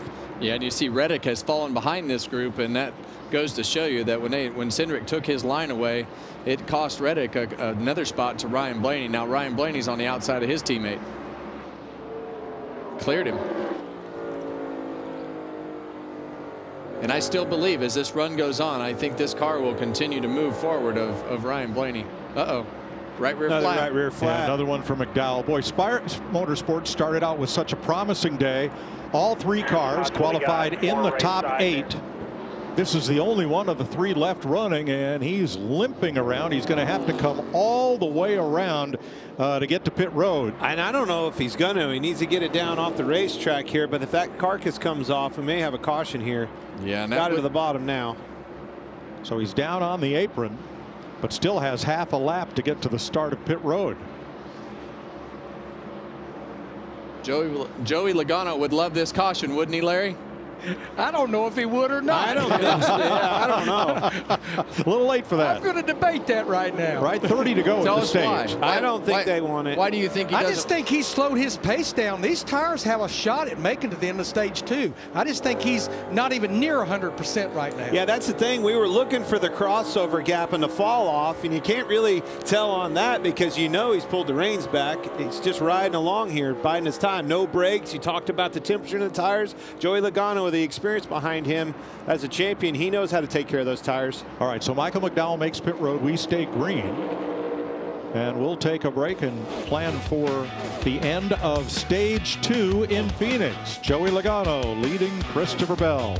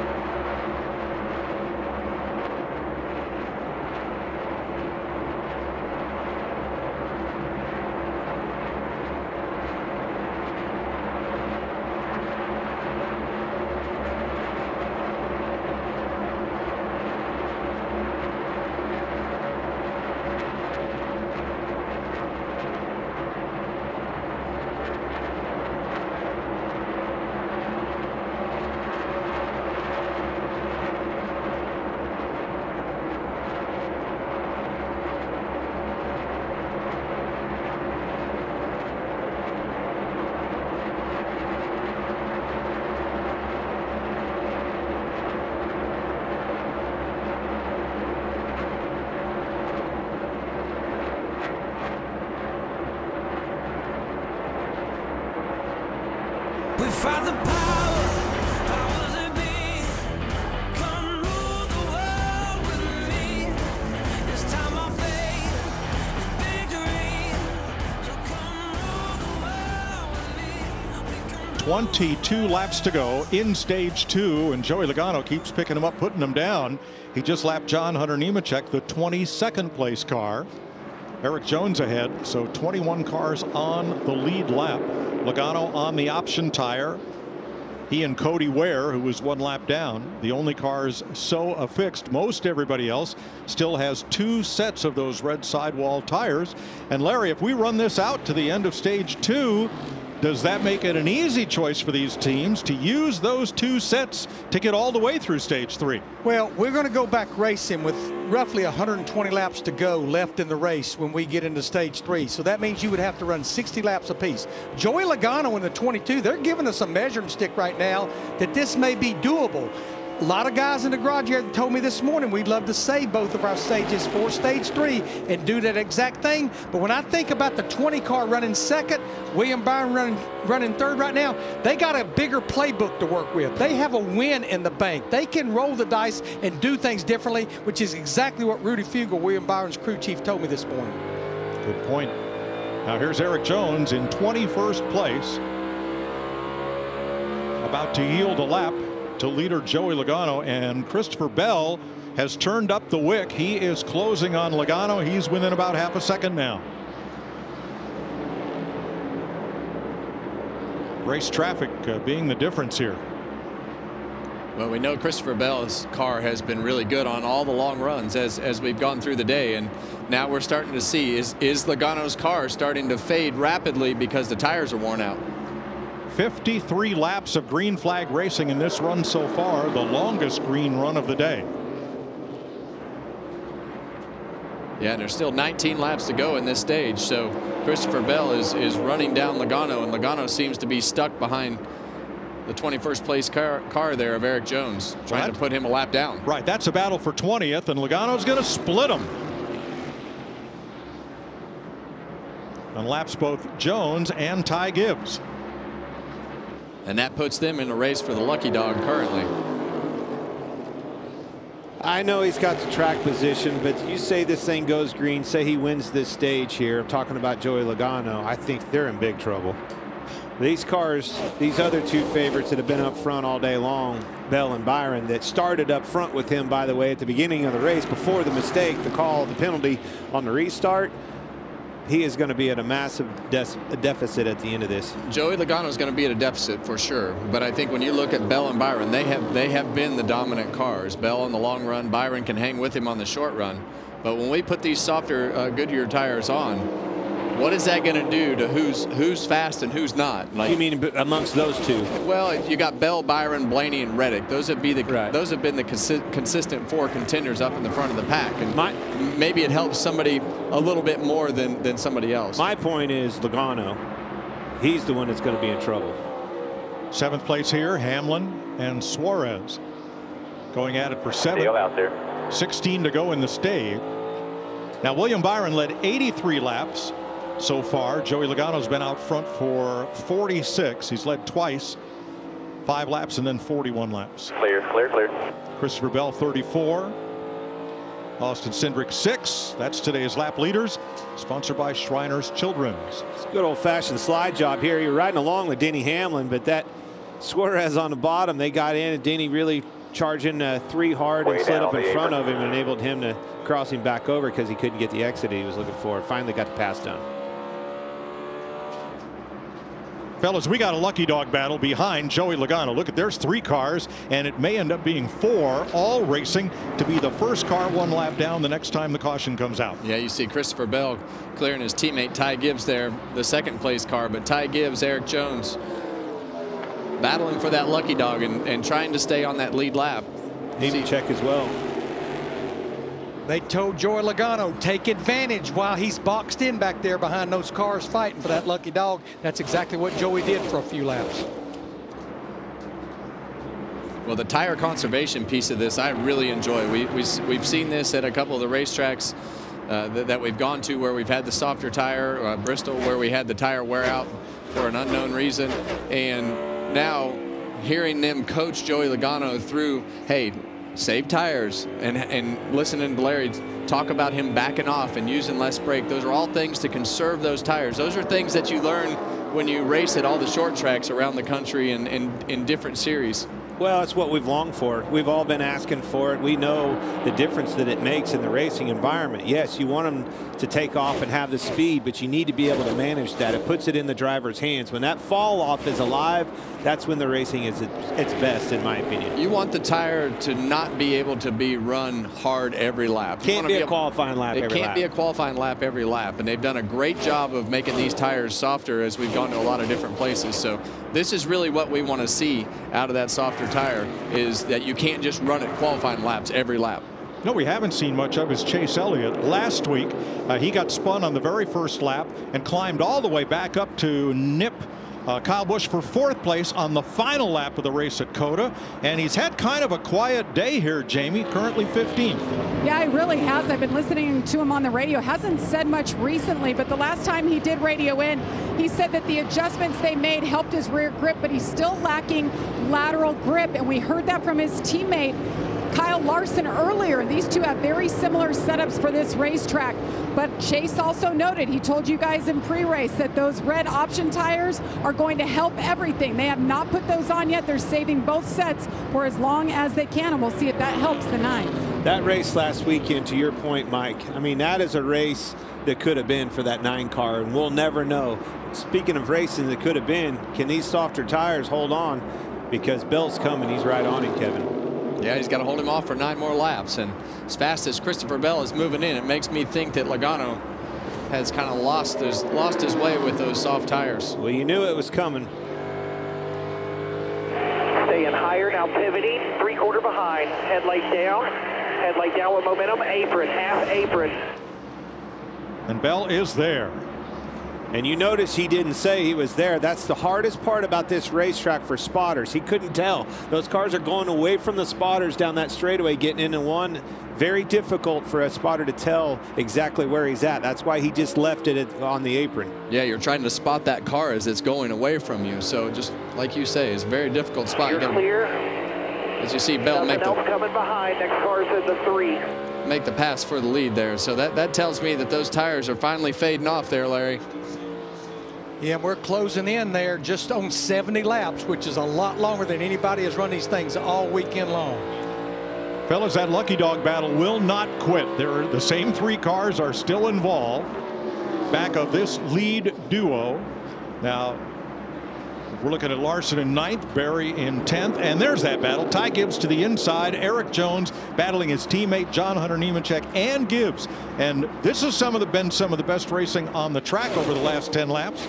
And it's meaningful because at the end of the stage or the next caution, one of these cars is going to get to come around and be back on the lead lap. Yeah, there's only 20 cars that are on the lead lap. There's only 19 cars on the lead lap currently. So this is important to be able to keep yourself on that lead lap. And it's always the race within the race. And this is one of those scenarios that we talk about.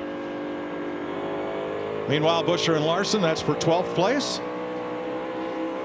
Buescher and Busch, excuse me. Larson's up in 9th ahead of Berry. Yeah, we're seeing some speed out of Chris Buescher as we get towards the end of this run. And that doesn't surprise me. Chris Buescher is, I mean, he's just one of the solid race car drivers that's developed through the years, that finishes races, good on a long run, takes care of his car. He can road race, he can short track race. He's one of the most underrated guys in this series, in my opinion. Agreed. Now, of the top 10, I believe Logano and Cindric have been on the option tire, and I don't believe anybody else in the top 10 has. Suarez. Well, Suarez, excuse me, and we'll double check that. But that's 3 of the top 10 who have been on the option tire or are on it now. Coming to 3 to go. And there is Cindric currently in 7th. Big gap ahead to Tyler Reddick, short one behind to Denny Hamlin. There's Hamlin looking ahead at Cindric. Well, Cindric's done a nice job keeping his track position after he got it, putting those softer tires on. You see Denny Hamlin way up the racetrack.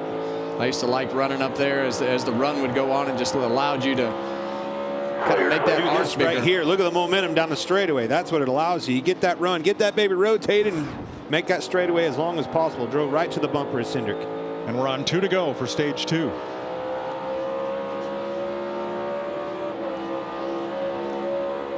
Well, you see some of these cars that are fading right now on the primary tire. When we put these softer tires on and you get to these end of these runs and you see more of these cars on that softer tire, we're really going to get to see some of these cars fall off big time, and who's got their car set up and can take care of their tires for the long run. Well, I like what you're saying there, and it takes me right back to the players that we were talking about in pre-race. Bell, Byron, Blaney, those 3 on these primary, the harder tire, if you will, show the best speed and the most promise. Here's the lucky dog battle. We're on the final lap of the stage, which Christopher Bell is going to win. Bell 3 seconds ahead of Joey Logano, gets the green and white checkered flag, and here are the teammates battling. Jones outside, Nemechek inside. One of them is going to get back on the lead lap.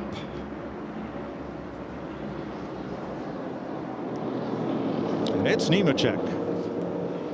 So Bell, Logano, Byron, Blaney, Reddick, the top 5. Christopher Bell's 2nd stage win at Phoenix. He won stage 2 when he won the race here last year.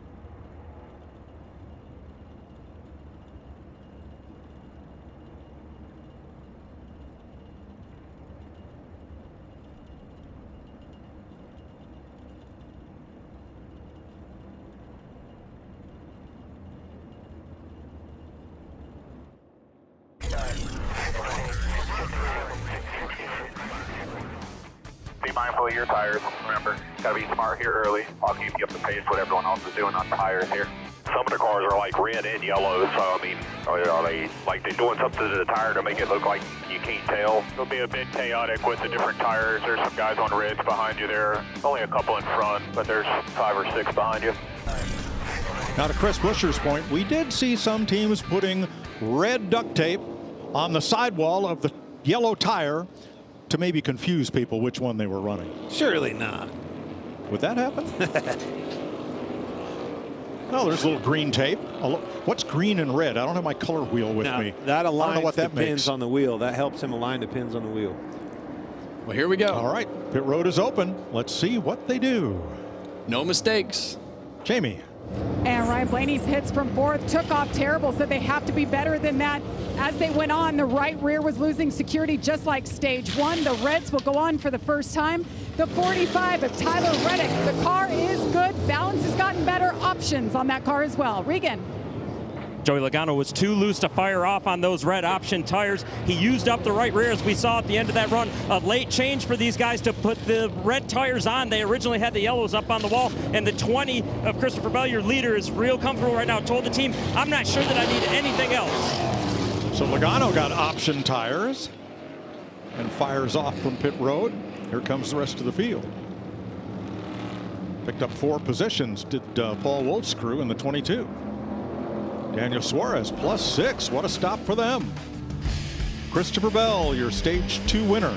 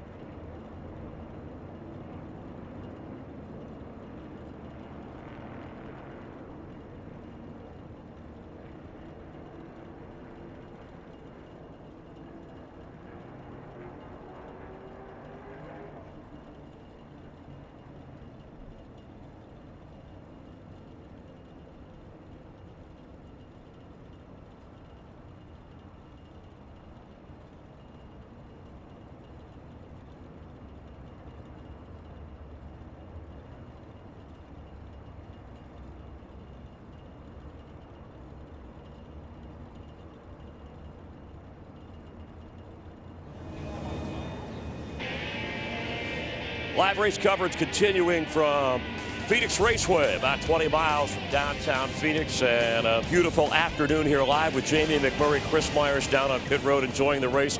William Byron, the only driver to lead in each race this year, has led the most laps, but the last 5 times that happened here, Jamie, the driver has not gone on to win the race. Let's recap real quick what happened if you weren't with us from the beginning here. A lot of talk about tires, but there's some driver incidents here that have nothing to do with tires. Yeah, we saw Ty Gibbs slide up just a little bit of Justin Haley, and it triggered this massive wreck on the backstretch. Took out a lot of cars. This was lap 10, and then later, Joey Logano, who was battling back and forth for the lead early in the race, below the yellow line, penalized. So went out, but has worked his way back up to lead again. The stage 1 winner was William Byron. And then moments ago, this is the big one you were just talking about, with a host of was involved. Briscoe, Haley, Ty Gibbs, 11 cars total. And moments ago, Christopher Bell, who's going for a 3rd win already this season, has won stage 2. All right, JB, so who are you looking at going forward? Oh, I like Christopher Bell. I mean, you look at, he was the guy on the other tires here, was able to maintain with Logano, went on to win that stage, going for 3 in a row, the first guy to do it in this car. He looks to me to have the best car. It's going to be interesting to see if he can put it all together at the end. Ryan Blaney said early in stage 2, listening on the radio, this is effing stupid here. He said the pickup is like crap. Meanwhile, they've done what they've had to do to get. He said, let's get it together, and they have. They've gotten to within the top 5. 120 laps to go. And there is Blaney in 5th place right now. Logano the leader. As we come to the choose, he takes the inside, as every leader has done so far today. Bell to the outside. I like what Jamie said about Bell, and I think it's spot on. But Blaney was really good that last run. And more importantly, they're all on soft tires. That will change the characteristics of some of these cars. We'll see who it benefits. So here's some William Byron radio. If we split, we have to go 60 and 60. So we still have the option to go red or saving a set. So as we go, we'll just have that if we want to gamble or what you think of the tires and all this stuff. Okay, got it. Obviously, early cautions could change all that. So we'll show you points earned today in the 2 stages. As we get ready to go green, William Byron 18, Christopher Bell 17. Guys, we're still crunching numbers, but as far as going red, the only driver in the top 10 that does not have that option is Joey Logano. He's on his 2nd set. Everybody else in the top 10 has 1 more set left. Watch this. The only lead lap cars still on the primary tire now are Ryan Preece and Ty Dillon. Back to green. Yeah, and that's gonna that restart right there. That's gonna be interesting to see what NASCAR thinks of that. Whether Logano slowed down or did Bell just roll through the box in front of him. Doesn't surprise me. You know, Reddick's a very aggressive race car driver. Early on, getting to the outside of Bell. All right, the restart is under review. He might roll right around the leader. If he gets to his outside, did not do it there. With you tight on you, headlight higher. Bottom, nose ahead, bottom, nose ahead, bottom. Logano holds him off, and here comes Reddick again around the outside in 2. No restart violation. Let's race on. Joey's doing a great job on these harder tires, holding these guys off. No, he's on. Sorry, you're right. Yeah, he's on the softs there, and I think that he's still doing a good job. He's doing a great job. You're right. And I think as you look at the leaderboard, all those option tires are on all these front cars, but now this really changes how you approach it from the driver's standpoint. We've heard all the drivers talk about how it locks their car down and how you have to be aggressive. But how long will these tires go? That's the big question. Logano was able to make them go a long ways, but he was saving. And that's actually what I was trying to get out is Reddick. He had to be able to get to his right rear, or that option, right? That clean air was going to go away. And the benefit of that was gone away. And Logano's he held him off great. Riding with Blaney in 9th. Chris Buescher to the outside. Yeah, we saw Here's Logano under fire for the lead once again from Reddick. We saw Ryan Blaney just feed the bumper to Chris Buescher there, getting into turn 3. So he's trying to get somewhere. Hear him hard on that rev limiter down the back straightaway.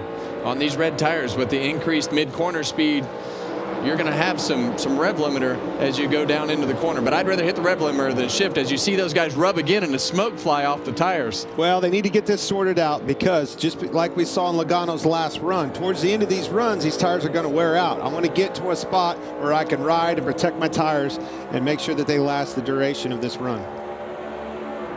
Kyle Busch way to the inside, 3 wide coming into turn 3. Well, that's just what you said, Clint. Those guys needed to work it out. Now they've let Kyle Busch get to the inside of him. It might cost them both a spot there. Did. He's clear. It's going to slide up. And Blaney drops to the bottom, crosses under. Whew, that was tight. Yeah, Kyle kind of washed up the racetrack and took that line away from Buescher, and that's kind of defensive driving there from Buescher's side. He's like, look, I'm in a bad spot. I need to lift, unfortunately. So is there frustration here? Because all race long you've been thinking, boy, when I get the reds on, I'm going to have an advantage. Well, now everybody has that same advantage. Well, there was certainly frustration in the 12 car. I can promise you that. And this is still going to get interesting as these guys get to lap 30 and these cars start to fall off. We've seen Christopher Bell have a better car up front on the long runs, and we see Tyler Reddick fire off there challenging Joey Logano. But what we saw with Logano is going to be a lot different because these guys all have to go hard in order to maintain their track position. And when these tires fall off, these cars are going to drive really, really bad compared to how they're driving right now. And the only one that knows how bad is Logano. And he probably doesn't even know how bad because of the fact that he was able to back his pace down so far. So pushing this hard is going to be really, really interesting around lap 30. First driver on the option tire is at the bottom of the chart here. Ryan Preece in 20th on the primary tire. Everybody else is on the option tire. And the question I have here, Larry, is, you know, Logano put the option tire on. Ryan Preece saved that option tire, both in a position not to race with all these guys up front with 2 sets. Which strategy do you like better? Because at some point you're going to be in trouble, and you know, if it doesn't go perfect for Logano, he's going to be in trouble. I want the strategy that still has me a set of red options laying in those pits. Yeah. Right now, that would be the 60. Joey Logano, Paul Wolf, they're in a box.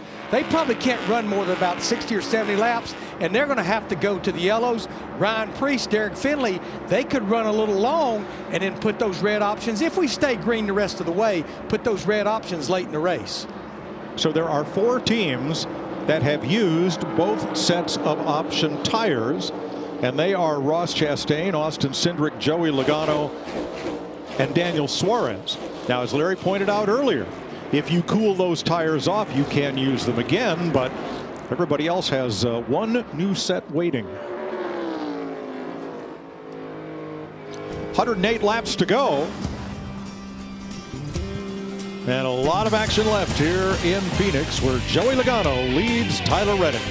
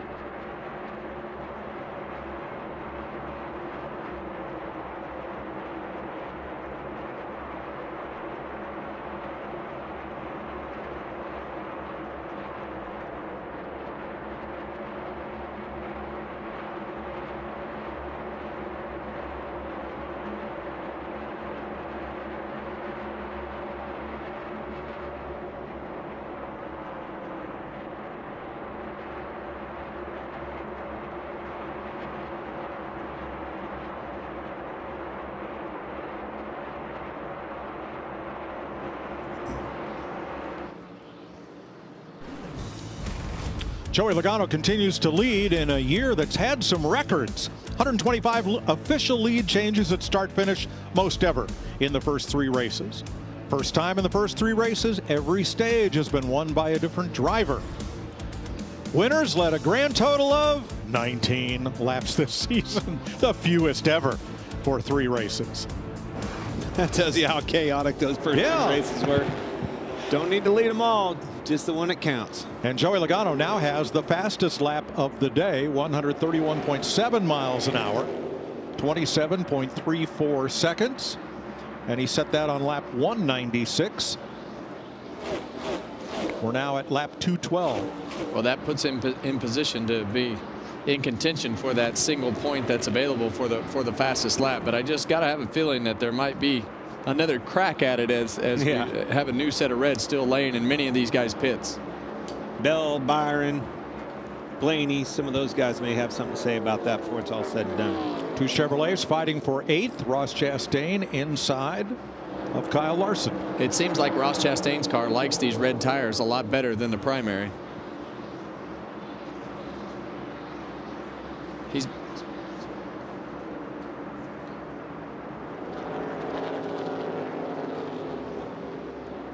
still 20 cars on the lead lap, with Eric Jones getting the wave around at the end of stage number 2. That includes Catherine Legge, who is 5 laps back in 28, ahead of Gregson and McDowell, who were both involved in incidents today in her Cup debut. A deal that just came together within the last 2 weeks for her to race here at Phoenix. Oh, around she goes. Hang on to it. Hang on to it. Hold the brake. Took out Suarez with it. Trying to miss Josh Berry. Daniel Suarez is involved in Catherine Legge's 2nd spin of the day. She was doing fine, guys. I feel like we jinxed her right as we put the camera on her. And that got took up out a little high. And man, that's a tough break for Suarez. Put him in a position to run up there in the top 10, running 6th. And as Josh Berry was lapping her, she just come up and got into the side of him, spun out. She was trying to stay off of Berry and just ran out of room there. And that's, well, you see her down on the apron right here, and I think she, well, I'm not going to, just got up a little too high, and then tried to keep it off of him, got into the side of him, spun around right in the lap of poor Daniel Suarez. Going to be another frustrating end to his day. And Blaney just got by on the inside there. Man, had a good car. Daniel Suarez had a good car all day long. Hate that for him. Yeah, that's not ideal. Yeah, and we've seen this so many times where you just touch that right front with these cars coming up the racetrack to the outside car. It'll spin them right around, and Daniel Suarez. I mean, what a terrible feeling. Great job by Blaney. But Suarez nowhere to go. And this changes everything. They can make it from here on fuel. I think you're going to see a mixed bag here. I think you'll see some of them come get that 2nd set of red options, but I think a lot of them may come get the yellow hard tire and bank on another caution late in this race. I think I like the latter. Yeah, and I think with that yellow harder tire, that puts you in a position to run the whole fuel run. We aren't going to make it on the reds. Especially if you're in the realm of that, what I call these front runners. And I think that is, you know, Reddick, Bell, Byron, Blaney, those guys that have been up front all day long and haven't had to fire that set of tires on them to dig themselves out of a hole. Here we go. We're going to see 4. Pit road open here. Back to yellows to the point. Ty Dillon will get the free pass, we're told. First car 1 lap down.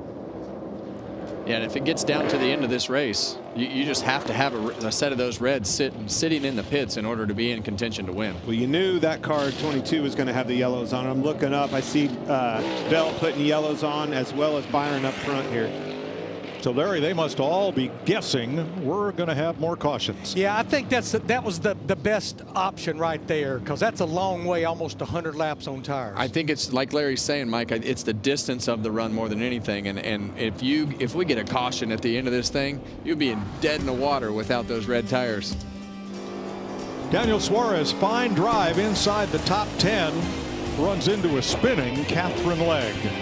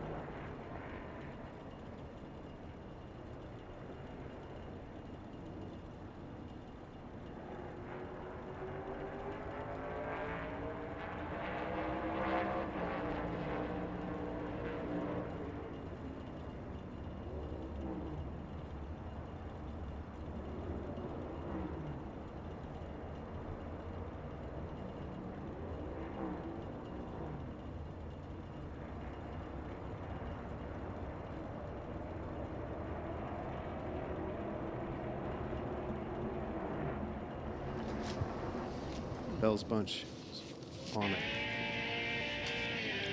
Welcome back to the Shriners Children's 500 at Phoenix Raceway. There's the odd-shaped oval that we have from our aerial coverage provided by Goodyear, celebrating 100 years of an American icon. The Goodyear blimp is here today to bring you these views. It shows you just how big that dog leg is.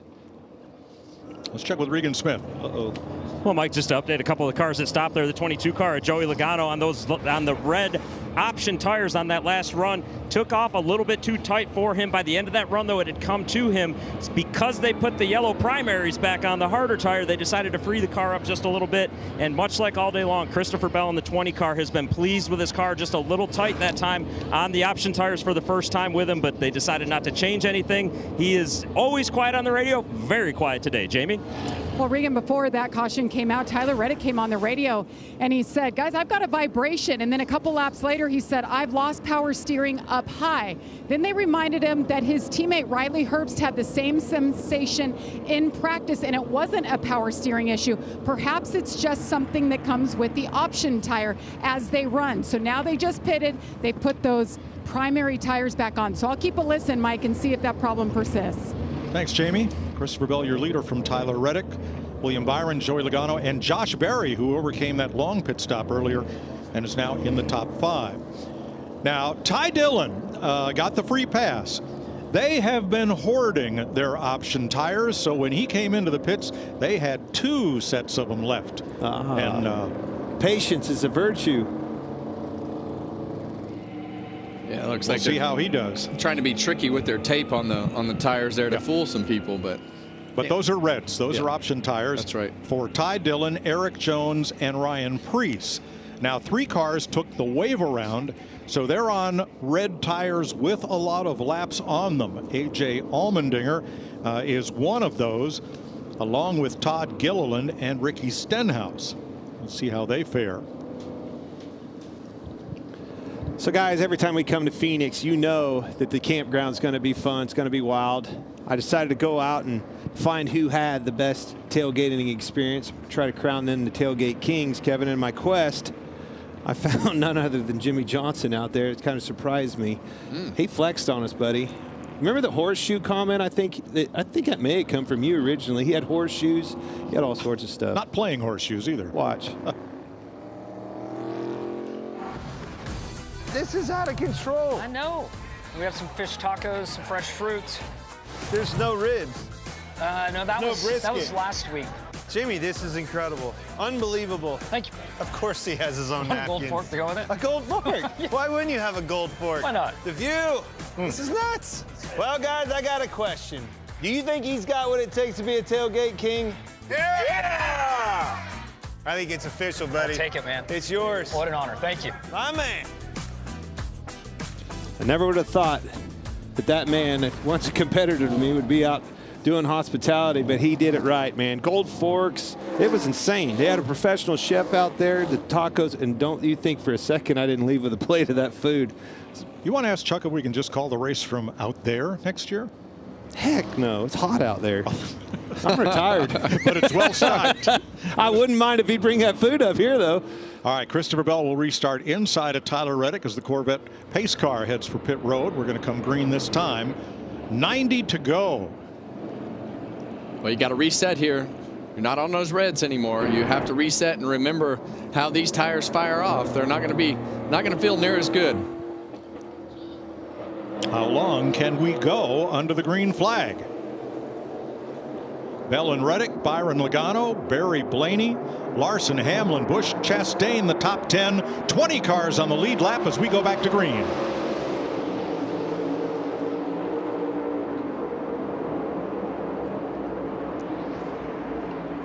Well, you see that 5 car of Kyle Larson right up there, had a great restart, putting himself up into the 3rd position, and you see it get tight off of turn 4, turn Kyle 2 Busch there again. did not have an exit of turn 2 very good at all. Logano slipped up getting in, enabled Larson to take that spot from him as well.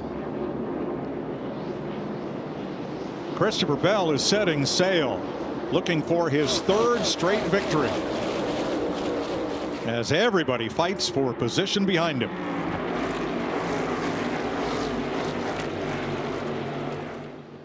Blaney's loose on low air pressure. Lost some positions last time out too. Kyle Larson coming for second place. Jamie. Tyler Reddick, the 45, second fastest lap that last time by. He just radioed and said, guys, I have no power steering. So Clint, Kevin, how difficult are these cars to be racing without power steering at this point in the race? Extremely hard.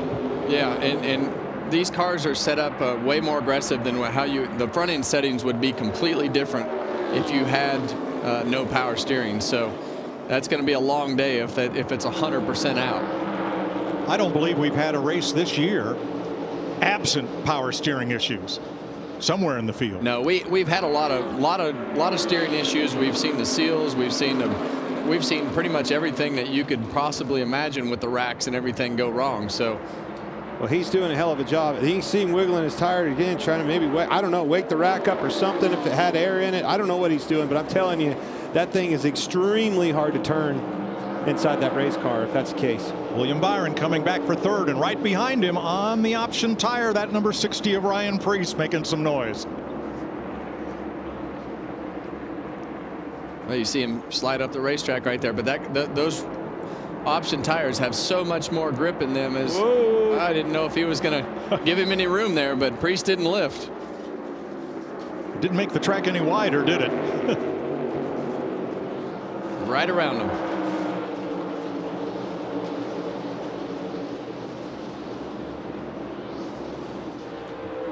Joey Logano took the low road. Dropping on the paint. 2 paint. 1 paint. 1, no momentum. 2, 3 behind him for 43 on reds. Yeah, and right now Joey Logano doesn't want to have any more cautions. He's out of that option red tire in the pits, and if this thing runs green, he's going to feel like he has lucked into what a day could have been really, really bad. But if it goes and we have a caution and those option tires get put back on, it's going to be a long road to hoe for Joey. He cannot afford to lose any more track position. It'll just keep compiling, just like you were saying, keep compounding worse and worse and worse. And then everybody's going to have those soft tires at the end. It's going to be even worse yet. Bubba Wallace fighting for 7th with Eric Jones. And behind them, Ty Dillon, who restarted 20th. That yellow and black car restarted 20th. He's up to 9th place on the option tire. Yeah, and he's got another set of those option tires sitting in the pits too.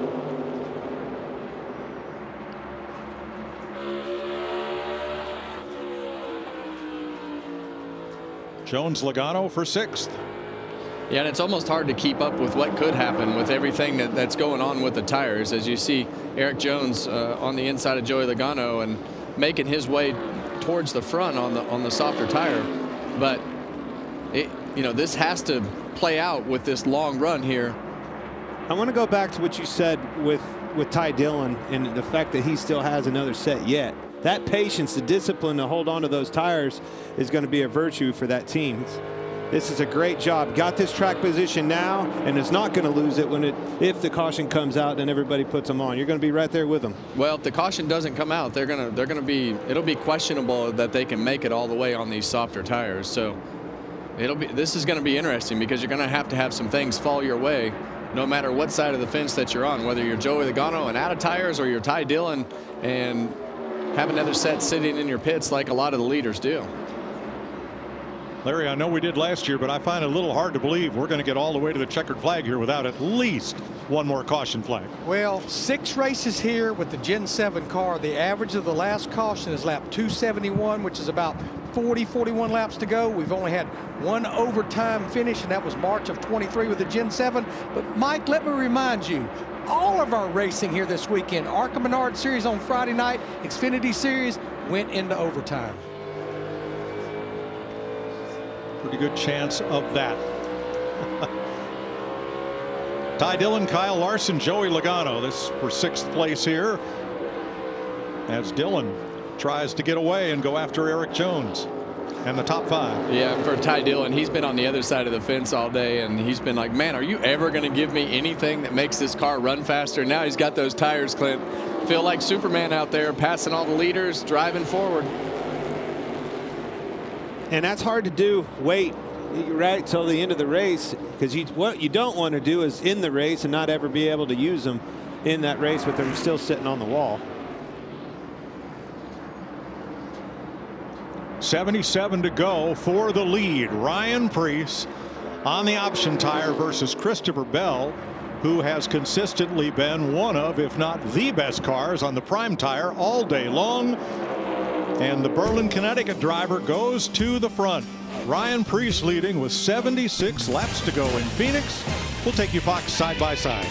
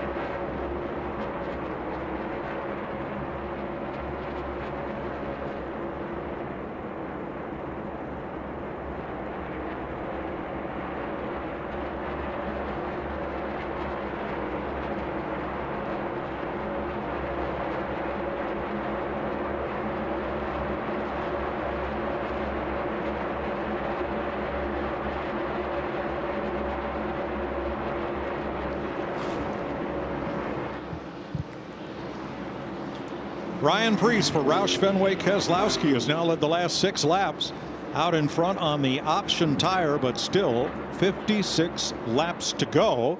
He has a 1.5 second lead on Christopher Bell, Tyler Reddick, Ty Dillon up to 4th, and William Byron the top 5. Let's show you Fox around the turn coming up next here on FS1. The Gator Nationals, the NHRA from Gainesville, Florida. The NASCAR Cup Series goes to Las Vegas next Sunday on FS1, 2 o'clock Eastern. And IndyCar is back on Fox from the Thermal Club Circuit Sunday, March 23rd, 3 p.m. Eastern Time.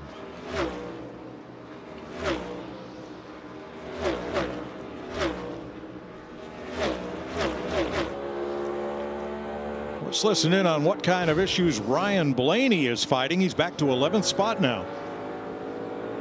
I think I'm blowing up. Yeah, I got a problem. I have no power down the straightaway. Good boy, do what you can. That's all we got.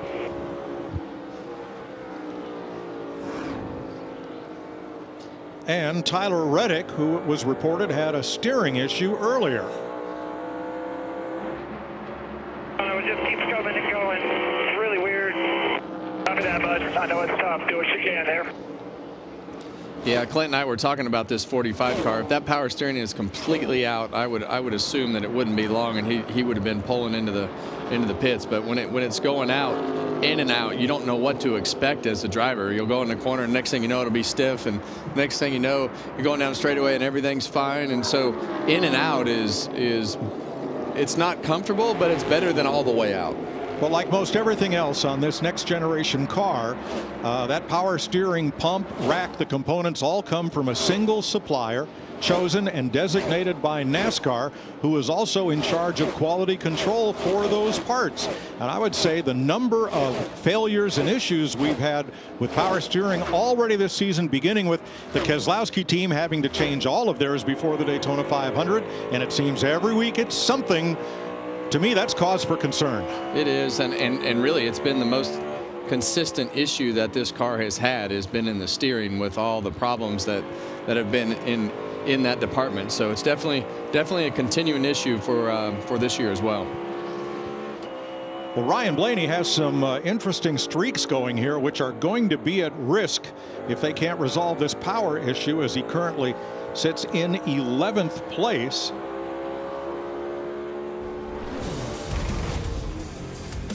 He's had a lot of success here. 7 straight top 5s, tied for second all time at this racetrack. 9 straight top 10s. That's the longest active streak. And right now he is in 10th. 4 second place finishes, still looking for the trophy. Wonder what that longest streak is, Clint. Go ahead and tell him. Go ahead. What? I don't know. I was asking you. I would imagine it's one of yours. Let me guess. The way you perked up right there, it must be yours. I didn't perk up You at want all. me to get you? Oh, there you go. I was just asking There you. you go. Get you a little pat on the back. That was like so long ago. Everybody forgot, though, Kevin. I know. Doesn't. Oh, see some smoke right there. It wasn't out of that 12 car that's 23, was it? Okay. You know, there's a lot of guys that are red hot. Blaney's not the only one. Byron obviously leads all drivers in laps running a top 5 here. He's the only driver to lead laps in every race this season. Well, Clint, Ryan's tied for second on that streak with Kevin, but Jimmy Johnson has 10 top 5. I mean, 7 is all you got, Jimmy. That's 10. That's, oh my gosh. Well, how do you think he affords all that gold silverware and that beautiful buffet? As much as I was tired of you winning, Kevin, I was way more tired of Jimmy Johnson winning. Well, he had the whole field tired of him for winning. 5 years. So, guys, we know Ryan Preece in his 60 car. He's trying to run 89 laps. That's 25 more than what Joey Logano ran earlier. But they have been on him on the radio about his interval back to second, about his pace. And, guys, I don't know that I've ever seen this little amount of brake used at Phoenix. He is basically using no brake at either end of the racetrack, almost just touching the brake pedal. And that's doing a good job of saving your tires. It keeps the brake temperature out of them, which builds air pressure, which makes the tires slip more and more. Take care of those tires.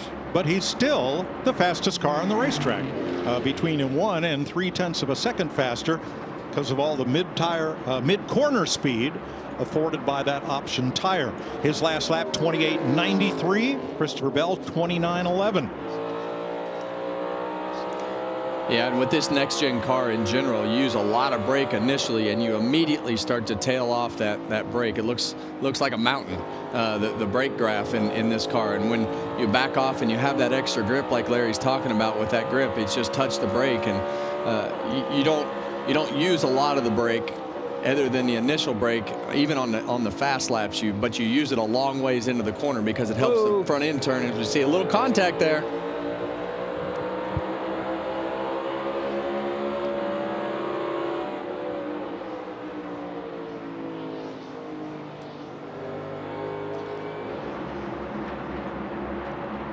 See Denny up the racetrack. When they used to spray the racetrack, you used to be able to go 3 lanes up the racetrack. But as this run goes, even without that resin on the racetrack, you're going to be able to use that banking. And as we had that aerial and it backed out, you could really see the shape of the racetrack as that corner off of turn 4 will open up, and you can drive up that banking into it and get some extra grip out of it.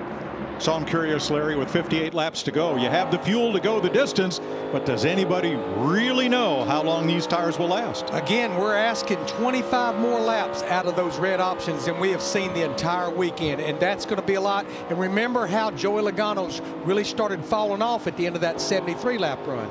The crossovers happen.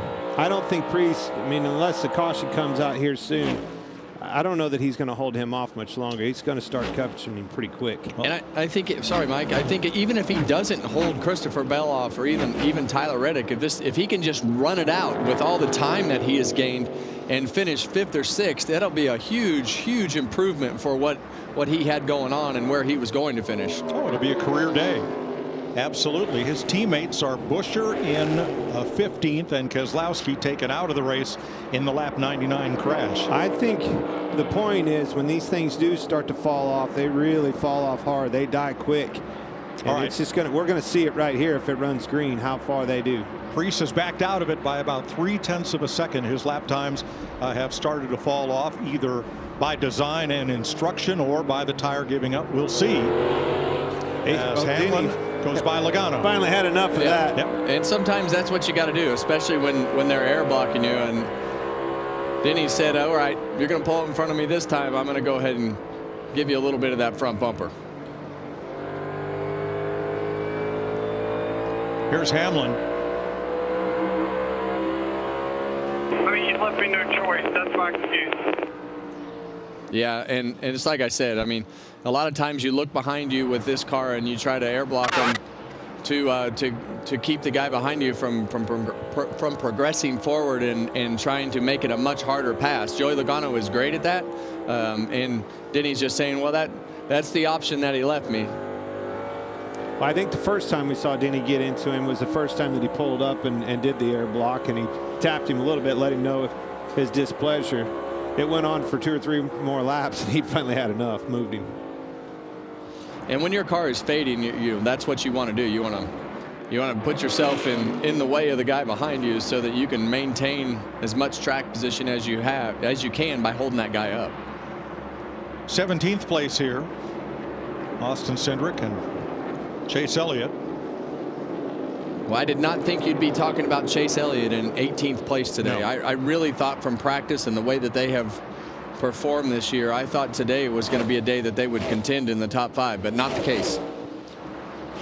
Regan? Mike, just to update Joey Logano, and you guys just mentioned talking about how that car was fading. Much like they thought on that last pit stop, they contemplated freeing the car up even more. Report to the team was it's just not turning very well right now. So struggling with the front turn, that means the front tires aren't going where he wants them to. Ricky Stenhouse makes a pit stop under green. Going to put primary tires back on his car and send him back out. He's right now 1 lap down, going to go 2. 52 laps to go. Former modified tour champ Ryan Preece in his RFK Ford, leading Christopher Bell now by 3 seconds.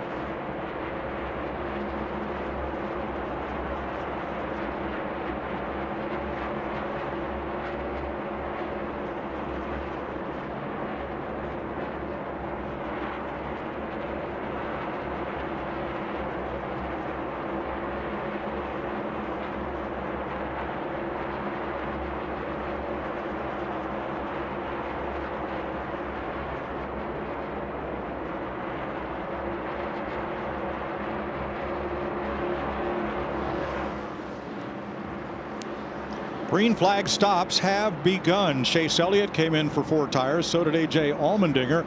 Here now is William Byron. Regan. Mike, about 2 laps ago, I looked over, saw the pit crew getting helmets on as we see damage right now on Bubba Wallace's right front, but saw him putting the helmets on, and yellow's out. Caution is out. I believe it'll be for debris from the 23. He hit the wall hard. I think he had a right front tire blowout. Well, pay attention to this 24 car as to where they come out. That's a great point, Kevin. The leader's already gone by. Bubba Wallace was 11th when he got into the wall and has taken that car behind the wall. Let's have a look here. You see it's already down. I think the right front blew out. Yeah.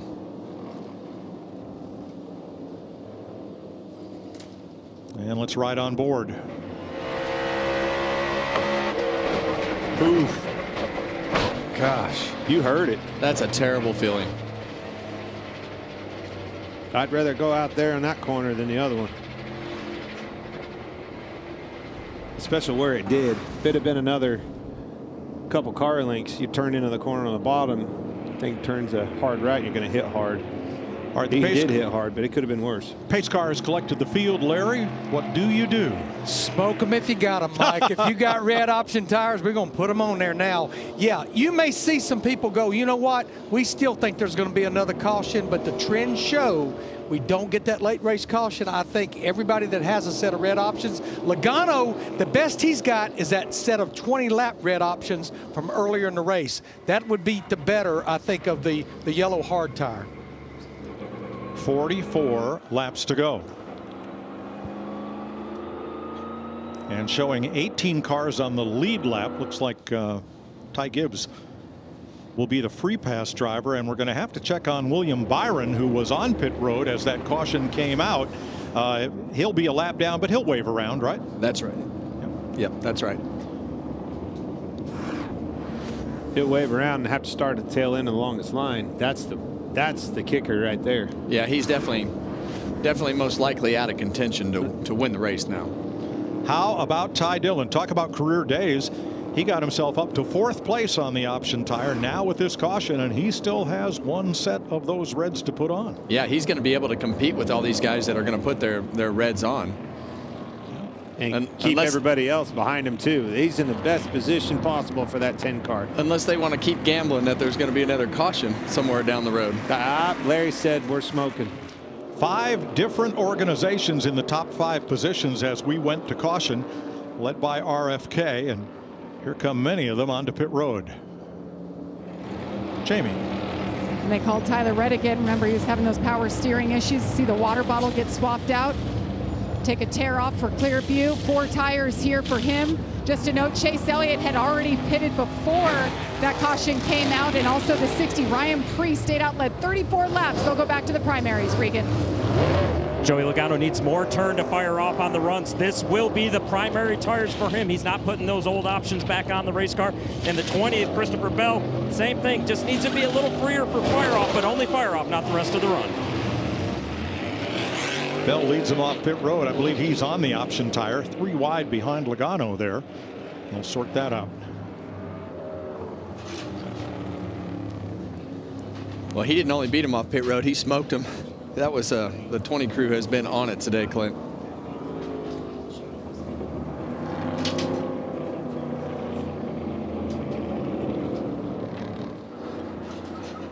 So 19 cars on the lead lap, plus those that will wave around that have recently been on pit road, and we will set for the finish with roughly 40 laps to go when we go back to racing. And brake rotor? Well, that was a brake rotor. The question to me, Kevin, did it break before he hit or after? Well, the question that I had is, why was he picking up with his hand? I think that, you know, when he hit the wall, I would say it could have been either one.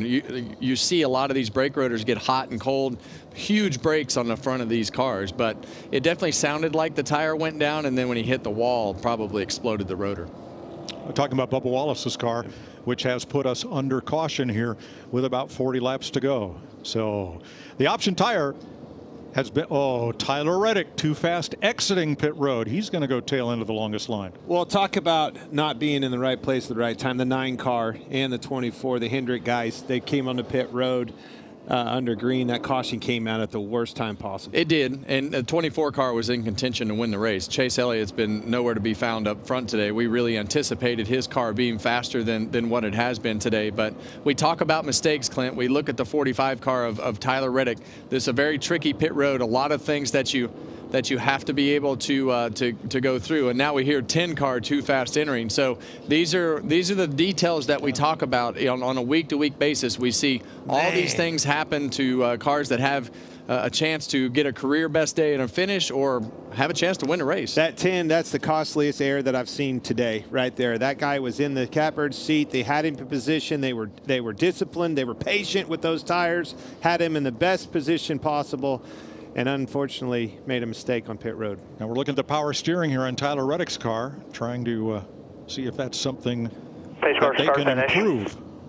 Yeah, and I think when we talk about Tyler Reddick, and we talked earlier in the pre-race, we said in order to be the champ, you have to beat the champ. Well, a lot of times we don't see things like Joey Logano did normally on the restart violation today. He's not going to do too many of those types of mistakes. But when you're in contention to win these races, you have to dot the I's and cross the T's, or you're not going to beat this guy. Well, you know who has? That guy. 2 in a row, going for 3, and I think just Christopher Bell, he's in the best seat possible. Got the track position with the best tires. And the fastest car for most of the day. And he's seen his contenders fall away. We see Logano not have the option tire to put on the car. We see the 45 go into the pits, the 24 caught on pit road because of the caution coming out. So we've seen his contenders fall away. So this is a day that you never know what is going to happen, but you're going to have to, fight off whoever is left and try not to make any mistakes. But you have the fastest car. But Denny Hamlin, look at him. This has changed the game for him. It's going to start on that front row, new life, new shot in the arm. Let's see what he can do with it. Now, William Byron, Chase Elliott, and A.J. Allmendinger are going to wave around, and they will restart at the tail end of the lead lap. Here's William Byron's team. Were you the only one to pit, or what's the deal? It was 45 to go. That's when those things make the most amount of lap time. Okay. So it was a mathematical best chance to win. 2-4, I got you. I knew there was bound to be a beep in there. That was a bad luck, bad timing deal. Rudy Fugel, Byron's crew chief. Well, when you got to win in the bank, do you have to do everything according to the math, or can you take chances? You got to win. Well, he was certainly trying to take a chance there of getting them the best position possible, and maybe trying to leapfrog some track position gain there that Bell had, and narrow that gap for his driver, and unfortunately it just bit him. And a lot of times you just say, hey, I'm going to split this stage into this point, at this point, just because it's a mathematical equation from the way history standpoint, you think? Well, no, just from the way the crew guys figure the time lost with the way that the tires are falling off. So, I think it's definitely going to be interesting to see how all this plays out. But we've definitely seen a lot of the contenders fall away. Still a bit of cleanup going on here with 39 to go.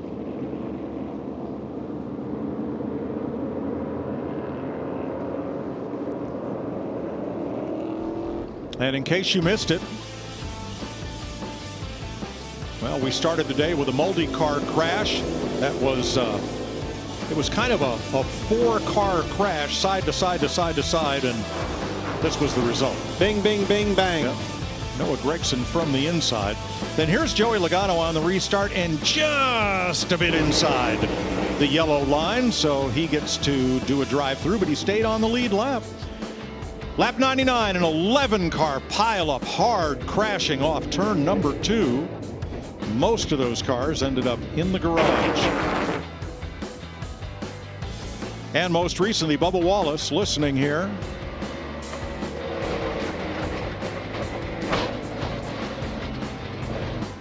As something, either a tire went down, a brake rotor broke, something, and that car went into the outside wall hard with the right front. And he nursed it to the garage. Something blew that tire out pretty quickly, and I tend to believe it's probably the rotor. It could have been. Yeah, I mean, it's definitely, I had that happen in St. Louis one year when you have these longer straightaways or you have long runs.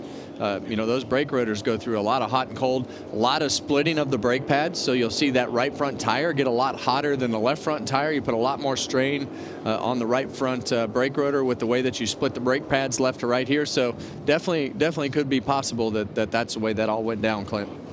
Short track superstitions, full moon, but it's not Saturday night. So let's see if we can get this one to go the final 37 laps. We've had 5 different leaders, 13 lead changes, 21 cars now on the lead lap as we work the 8th caution flag of the day and get ready to restart.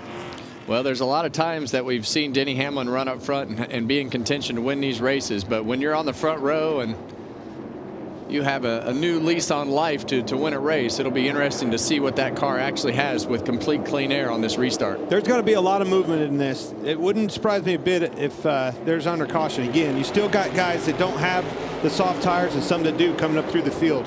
Great restart by Denny. He's dead even with Christopher Bell as they head down to the apron into turn 1. Eric Jones breathes it way on the inside and in the middle. Here comes Chastain in the 1 for 4th place. Nope. Logano's going to hold him off. Whoa, hold on to it, Chastain. Eric Jones caught in the middle there with Barry on the inside. Yeah, and Ross is on those primary tires, so he's kind of in the way right now because everybody around him has those option reds. And look at him fan out in the dogleg.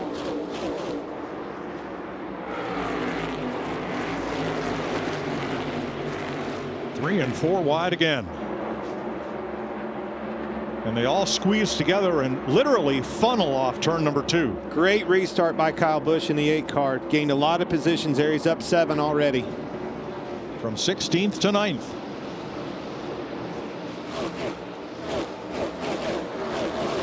Denny Hamlin's car liked his clean air. Putting the pressure on his teammate. Yeah, it's a game changer. And when you're back in this mess back here, it's just really difficult to be able to put your car in a position to find some clean air. Thought they were going to wreck right there. As that 38 car of Todd Gilliland came up the racetrack, and 24 of William Byron was coming at a high rate of speed. But once you get up in the front of the pack, it's not surprising to see Denny Hamlin right there with Christopher Bell, not only because they're teammates, but just because of the fact that we haven't seen what his car will do in clean air. Byron has gained 8 spots since the restart. Jamie?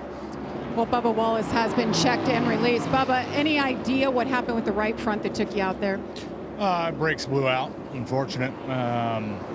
Didn't have any sign leading up to that last restart that we had. I just noticed about lap 3 or 4, my pedal just traveled further than it has, just by a little bit. So turned on my fans, came back, and that was it. It's a bummer. We didn't have the best of start or the best of mid-race for our Lidos team, but felt like we finally got our big break and cracked in there to the top 10 and was going to make something of it, trying to survive, and just got ripped out from underneath us. Unfortunate, I hate it. We've had such a strong start to the season, but all in all, can be pissed off about it.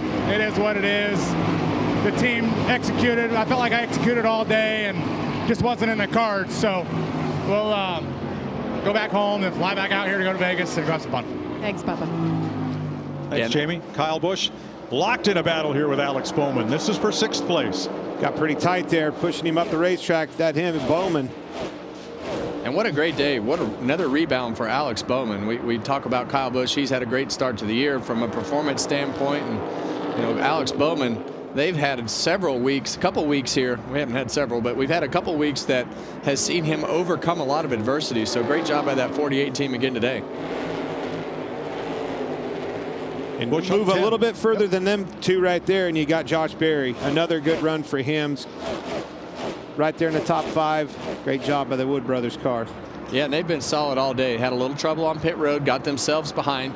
But the more you race in the front of these packs and understand how to do that, it helps the pit crew, it helps everybody involved figure out how to stay up there. So here's William Byron up 9 positions since the restart. Remember, he was on pit road getting service when the caution flag came out for Bubba Wallace. Drivers on the option tire listed on the pylon. That's most of the lead lap cars. And that mishap that Logano, who you're riding with, look how much it's costing him at the later stages of this race. Well, we knew if it all played out and they had to cycle through some tires, we knew he was in trouble. And this is finally the run that's caught up with everything that's happened to Joey Logano today. And here at the end of this run, he's got the primary tire on and everybody else has the reds. There's Ty Dillon behind them, still had that last set, and he's digging himself back out of the hole that they were in. Man, that's going to be a coulda, woulda, shoulda day. He's probably getting a top 15 here, but that could have been easily a top 5 run for the Ty Dillon in the 10 car. Right, he had a speeding penalty on his pit stop, so had to restart tail end of the longest line. He's come from 20th to 16th. 15th as he battles Elliott. But even if he finishes 15th, Clint, I would call that a great day, you know, for that 10 car. I know that they were in position to have a way better finish before the speeding penalty, but I would still look at a day like that where, you know, they haven't really been in contention anywhere throughout the day, but to be able to leave here with a 15th place finish, I'd say that they would still be happy. So as we said at the top of the day, the regular season starts here. Well, it continues next Sunday. The NASCAR Cup Series heats up for another battle in the desert. We're in Las Vegas with pre-race at 2 Eastern time. The green flag at 3:30. Only on FS1.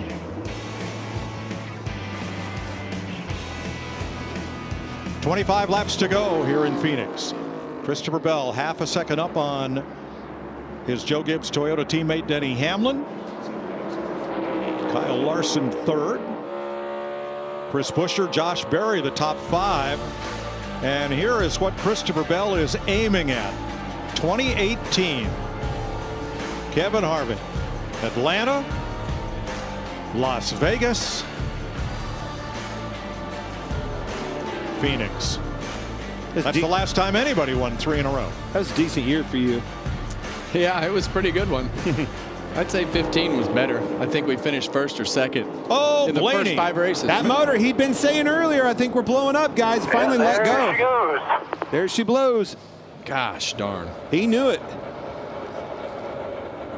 Pipes here. Copy. Well, Larry.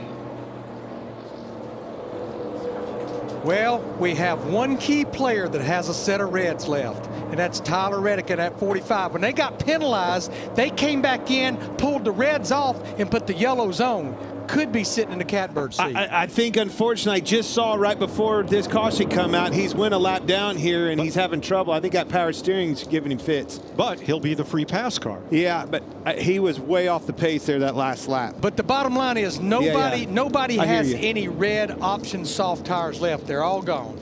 They're all used. They're all used up. They still have some, like Logano has 20 lap scuffs, but as far as stickers, no more. It's funny you said that because I was literally just trying to get the guys teed up to it before that caution come out. I noticed he was way off the pace. Jamie? Well, guys, we had talked about the power steering issue with Tyler Reddick, and when he came down on that last stop, they did look underneath the hood. They added some power steering fluid. They said there was some sort of leak, so certainly a problem that they think they've helped. We don't know if it's completely better at this point.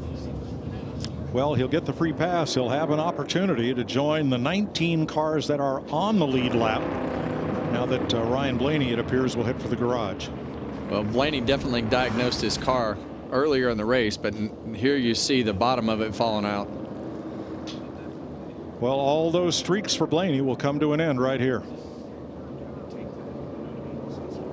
And William Byron may need a windshield tear off. He was right behind Blaney. So with 21 laps to go here, are we pitting? What do you think, Larry? I think you might see a mixed bag again. Nobody has any soft red option tires left, but we just ran a 23 lap run. A 23 lap run on those softer tires, that's a lot, but I think you're going to have some people roll the dice. Well, if you need some track position, maybe you stay out here. Look at Logano, some of those guys we were just talking about. But what does Bell, Hamlin, Larson, these guys with the track position do? What do you want, Kevin? Tires or track position? Yes. Well, I'll answer for him. I want whatever's going to be best, Mike, of course. Of course.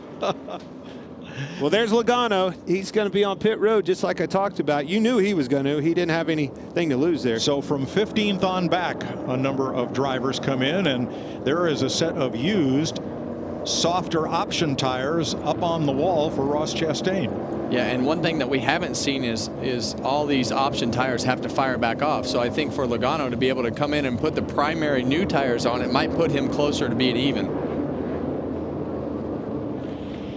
And when you pit from 15th out of 19 lead lap cars, little to lose. So we've got a couple things here that are going to be interesting. The sticker tire for Joey Logano with the primary tire, and then we've got the option tire used on Ross Chastain's car. So a couple things that we got to keep our eye on. That'll be a cool option tire with, I would say, pretty close to the same amount of laps that the guys on the racetrack still already have.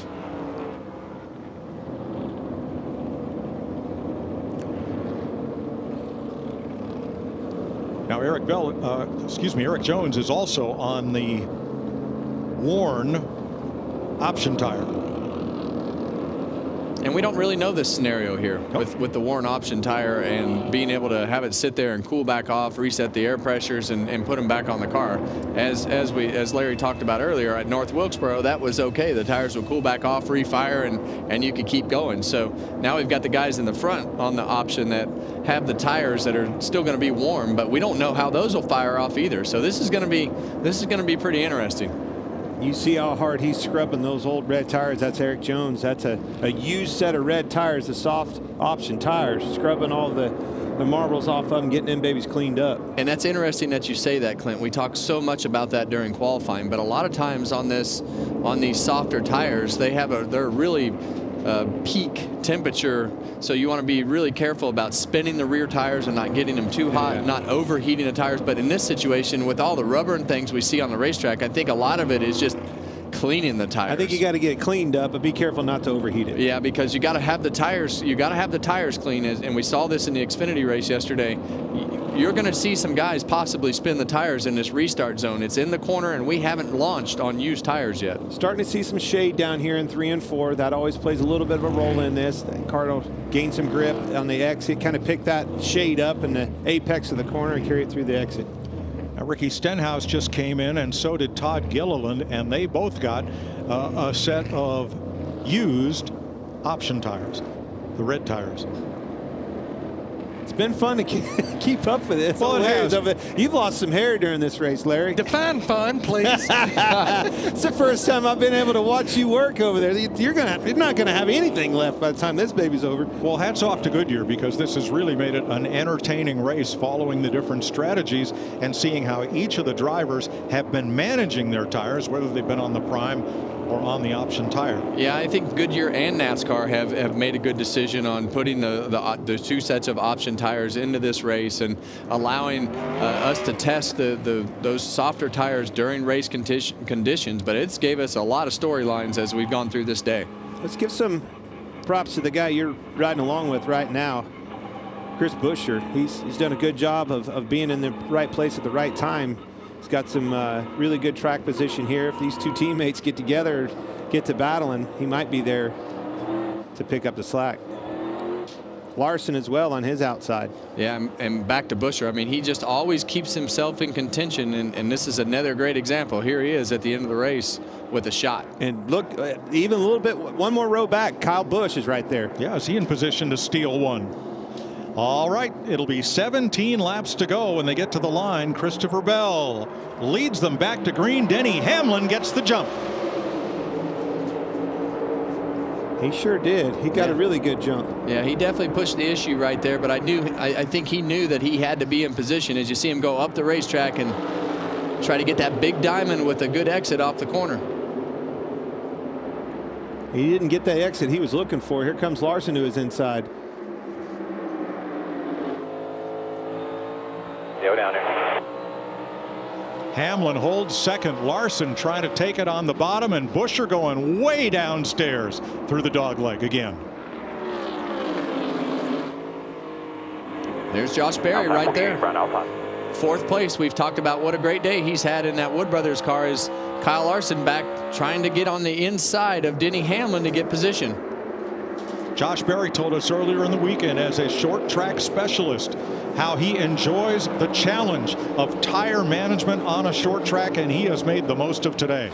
I'll tell you what, I'm watching Kyle Larson getting the inside of turn 3 of Hamlin there. That car looks extremely light on its feet, which is exactly what happened right there. Got loose. Well, like we talked about before they took the green flag, Clint, we did not know how these cars were going to refire on these used red tires. They launched out of the restart zone well, but definitely seeing some cars slide around more than what we saw on the stickers. This Byron has clawed his way right back up there. Fighting for 6th with Chris Buescher. Well, he's had a great car all day, and it's just sometimes those are the things that happen that you just can't control the caution coming out while you're sitting on pit road. And they've done a great job of keeping their head down, keeping themselves in the game, staying cool, picking them off one by one, because he knows he has a good car, and just getting out of here with everything and every point that you can get. 13 to go as Christopher Bell makes those cars smaller in his rearview mirror.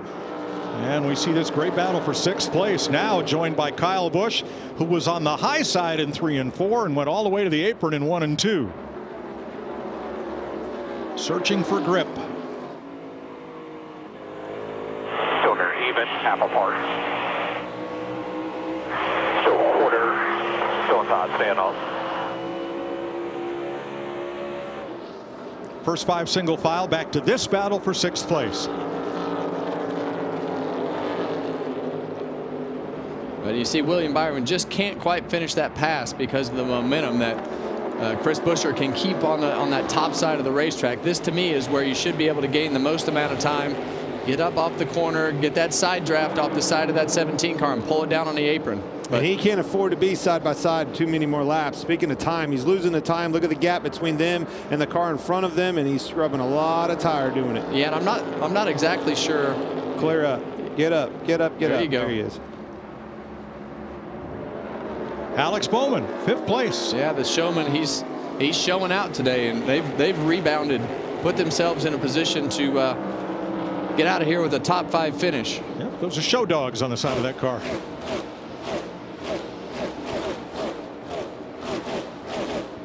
Right behind them, Zane Smith.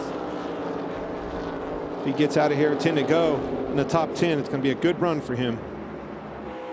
Oh, Buescher in the wall on the outside of Kyle Busch. Right here, bumper. 7th place they're fighting for with 9 to go.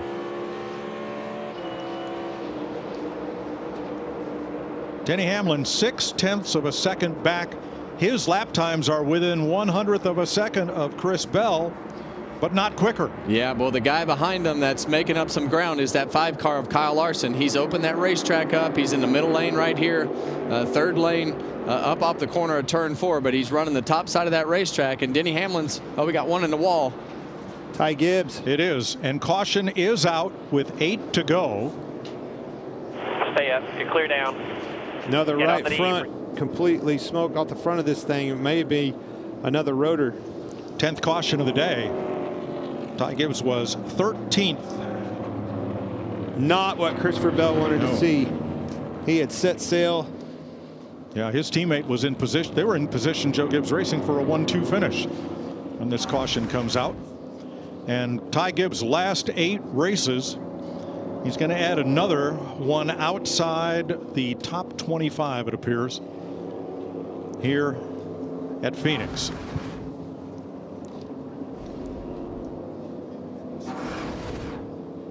Here's a look at what happened.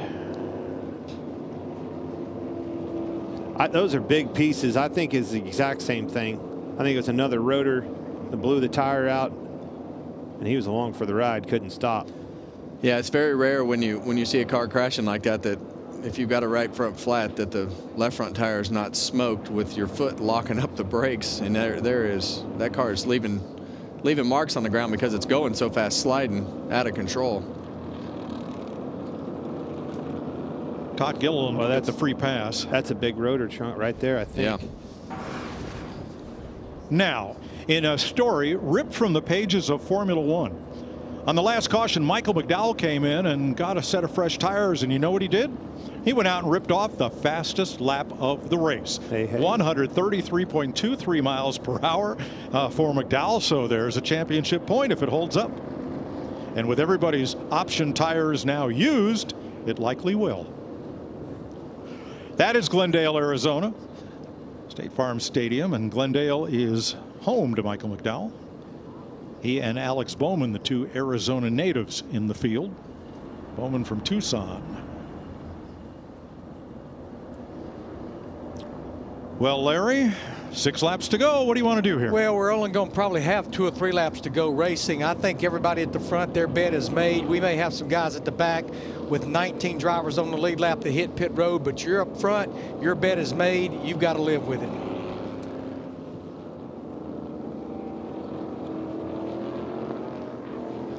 Pit road opens.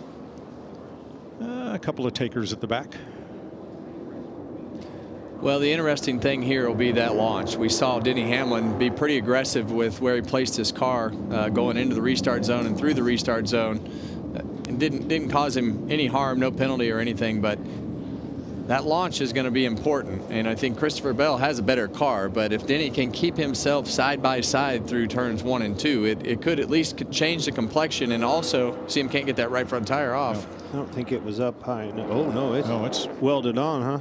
So apparently Ross Chastain did not like that worn set of option tires because he just opted for a new set of the primary tires to finish this off. And I think longer that these worn tires go on these option tires on these reds, that these guys have to stay out. Those sticker tires, you'll be able to pump the air pressure up a little bit, put yourself in a better position compared to the guys on the reds.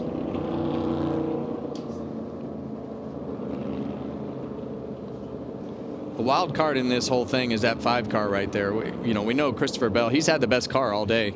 Denny Hamlin, I think if he had 100% clear track, might be able to hold up a good fight against Christopher Bell, but we know that Kyle Larson will put that car anywhere it needs to go. And I think as these tires get worn, we saw him move up the racetrack, and I wouldn't be surprised to see him get outside of that box of normal restarts as to where the car goes and where he'll put it on the racetrack. This guy's had a great day, Josh Berry. The Wood brothers have done a great job and brought Josh in. We know he's had great success on the short tracks, got in a bad situation at Stewart Haas Racing. Got a great team behind him right now. Stable ground and putting up a great day. Alex Bowman, he's rebounded well. He's showing when the time's right. That's right. A big rebound for Alex Bowman and company. You look right behind him, it's his teammate. Was up front all day long. Caution came out while they were on the pits. Not ideal at all, but he's dug his way back up to the front. So you have Joe Gibbs Racing Toyotas against Hendrick Chevrolets and the Wood Brothers Ford among the top 6. Then RFK Racing in 7th, Richard Childress Racing in 8th, Front Row Motorsports in 9th. And Hendrick in 10th. A lot of different organizations in that top 10. John Hunter Nemechek in 11th, going for his 3rd top 10 in 4 races this year. Then Joey Logano, the Dillon brothers, Ryan Preece, Chastain, Jones, Gilliland, Reddick, and Cindric, the lead lap cars. What do you think Joe Gibbs was thinking right there? Well, I'm sure don't wreck yourselves. Don't run into each other, and let's win this race. But your point to Larson, and look where he went. He chose that outside. He wants that outside. If this Hamlin, if he slips up the least little bit going for the win, Larson will be there for the taking. And I think on these older tires, I think that the apron and being really good on that apron is going to be a little harder to do through 1 and 2. I think the option is going to be high. You don't want to get yourself pinned low. And I think Larson thinking, okay, I'll have more options if I can choose this outside groove and not get pinned on the bottom, because if they get to your right rear quarter panel, you're stuck.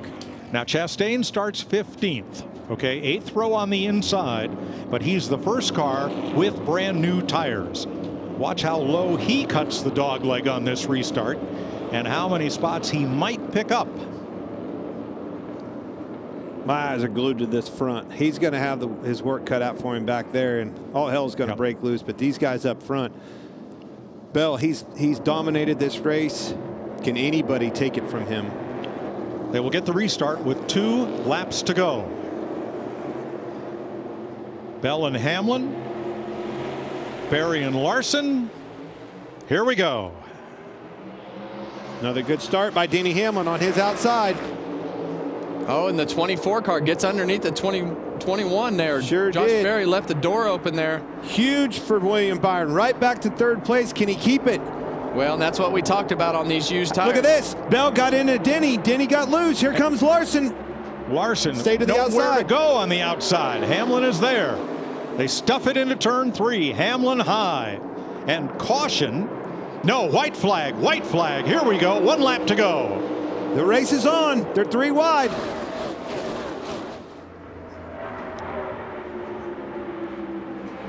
Bell solidifies the lead. No, Denny's still there on his outside, hanging tough. It's all going to come down to what happens right here on the entry into turn 3. Don't take yourselves out and hand it away. Don't do it. Keep an eye on Larson. Off turn 4. Bell edges ahead and wins 3 in a row. Wow. That was awesome. What a great finish. Great job, Christopher Bell, man. 3 in a row. Can you say? How about 3 up You in a row can't there, say bud? enough Good about job. this guy. That got me excited, Kevin. That did. I was excited too. What a great job by Christopher Bell managing that last corner. Nobody wants it more than you, Bell. I'm so damn proud of you and this team. Fantastic job.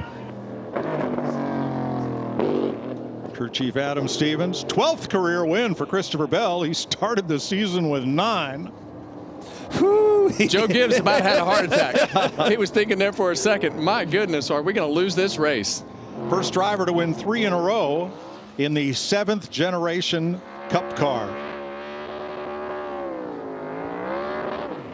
And the first to win 3 of the first 4 races of a season since Kevin did it in 2018.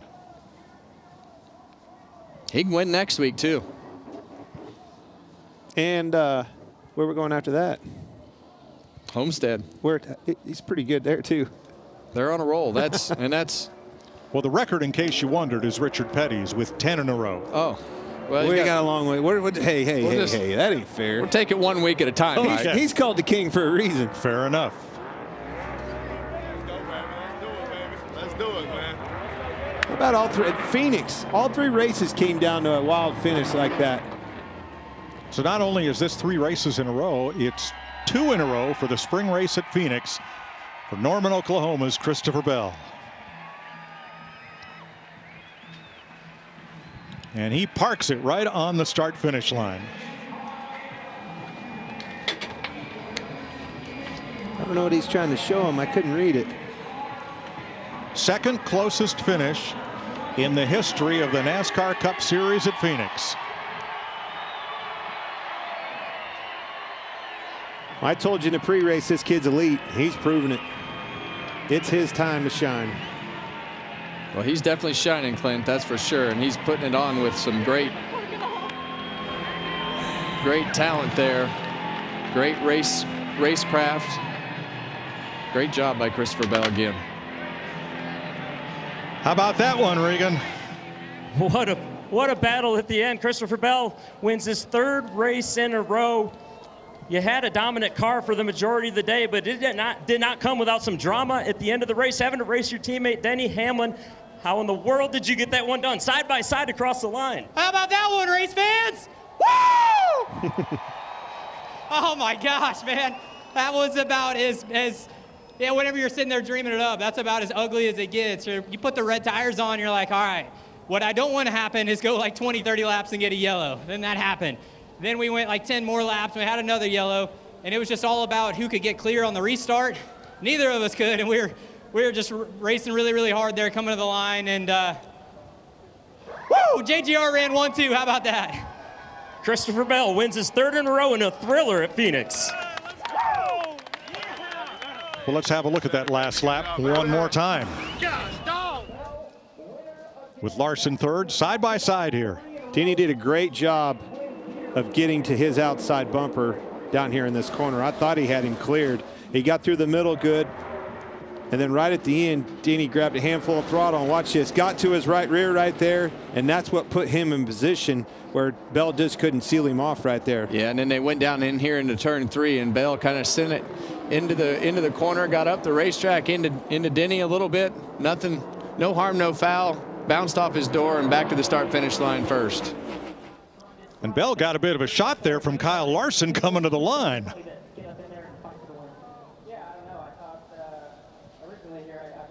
And here's Jamie with the runner-up in the closest finish in the history of Phoenix. Closest finish in the history of Phoenix, Denny, but I heard your radio.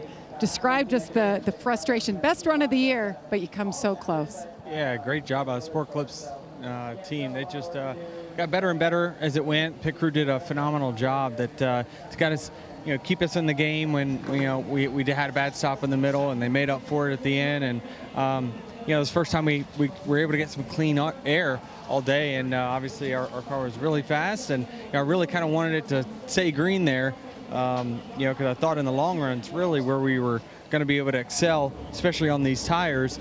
But we got a good restart. The 5 really gave me a great push on the front stretch on the restart, and then down the back stretch to so I had kind of position on the 20, but I knew he was going to ship it in there, and if he had to use me, he could, and obviously we just kind of ran out of racetrack there. But great finish, and great job by the whole Joe Gibbs team to give us some fast cars. Thanks, Denny. A 1-2 for Joe Gibbs Racing Toyotas. Kyle Larson Chevy third. Josh Berry's Ford next. All right, it's the second closest finish in the history. Kevin Harvick still holds that record by about 100th of a second. But boy, the fans here today, they saw a great one, and we'll have more from Phoenix after this.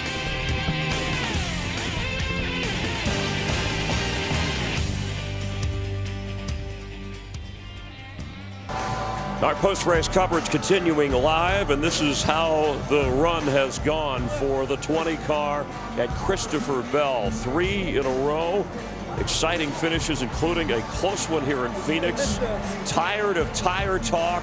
NASCAR's most dominant driver in 2025 has laid down the law that he's the guy to beat in his 6th season with Jamie McMurray, Chris Myers, and the celebration. We just missed the confetti, got into our hair. But you again, were only worried about that, not me. He did lead the most laps, so that hasn't been the trend. Guys who've led the most laps have not gone on to win.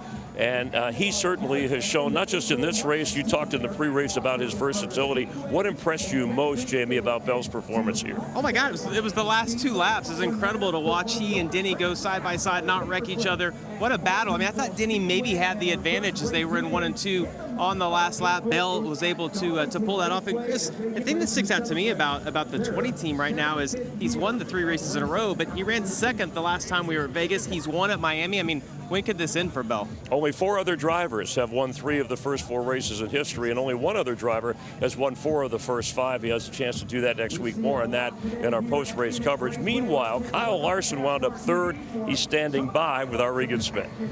Well, Chris, it was a working man's day for Kyle Larson.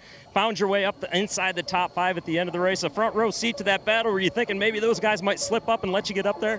I felt like that was my only hope. So yeah, I felt like I made the correct decisions there. I don't know, I'd have to look back at it, but I thought being patient, to try and keep them side by side down the back was good. I could have shot to the bottom, but I feel like I would have wrecked everybody there. So, and then just kind of gave ourselves a shot for them to maybe get into each other and us squeak by. So, good to finish 3rd. I felt like we were going to be lucky to finish top 10, and pit crew did a great job there that last stop. They made good adjustments compared to our first, option tire run too. So, yeah, it got better, but need to be a lot better to have any shot to win here in the fall when it really matters. So, good to get a good, great to get a solid finish in here. It's been kind of a struggle for us here to start the year. So happy about that, and go to Vegas and try and do good again. Thanks, Kyle. All right, thank you. Can he make it 4 out of the first 5? Only Bill Elliott did that way back in the early 90s. So more things that he can check off the box. We're going to Las Vegas next, so let's take it forward, Jamie. It's a place that Christopher Bell has not checked off. He has not won. He does have a couple of second-place finishes there. Yeah, he's been really good at that racetrack, and I just think about the track in general and how good it races with this car, the Gen 7 car on the mile-and-a-half track, especially a place like Vegas, getting around the bumps, the amount of grip that track has, the fall-off it has. It's just a really fun track. We'll see 4 or 5 wide all day long on the restarts, and the racing there is really good. Bell, who has mastered this track, obviously 238 days away from where the championship will be decided here in the desert. From Las Vegas on Saturday, practice qualifying, race day 2 Eastern. That's 11 Pacific, and then, of course, the race. And, yes, we're going to have a lot of fun from Las Vegas. We look forward to that. Bell led the most laps, followed by Byron and then Logano. We had 3 multi-car crashes to make it exciting, but in the end, it was Christopher Bell with his 3rd straight win. This has been a Chuck McDonald production, directed by Artie Kempner. Thanks for watching. We'll see you from Vegas next Sunday.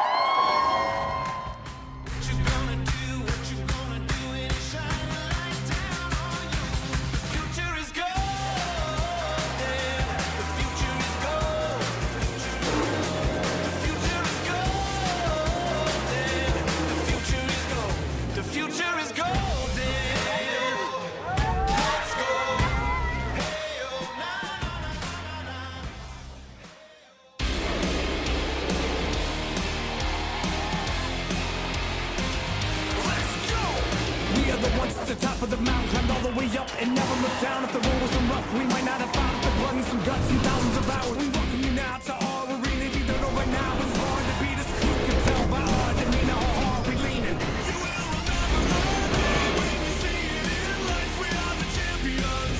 We are the champions. We will fight through the pain. We'll be legends tonight. We are the champions. We are the champions.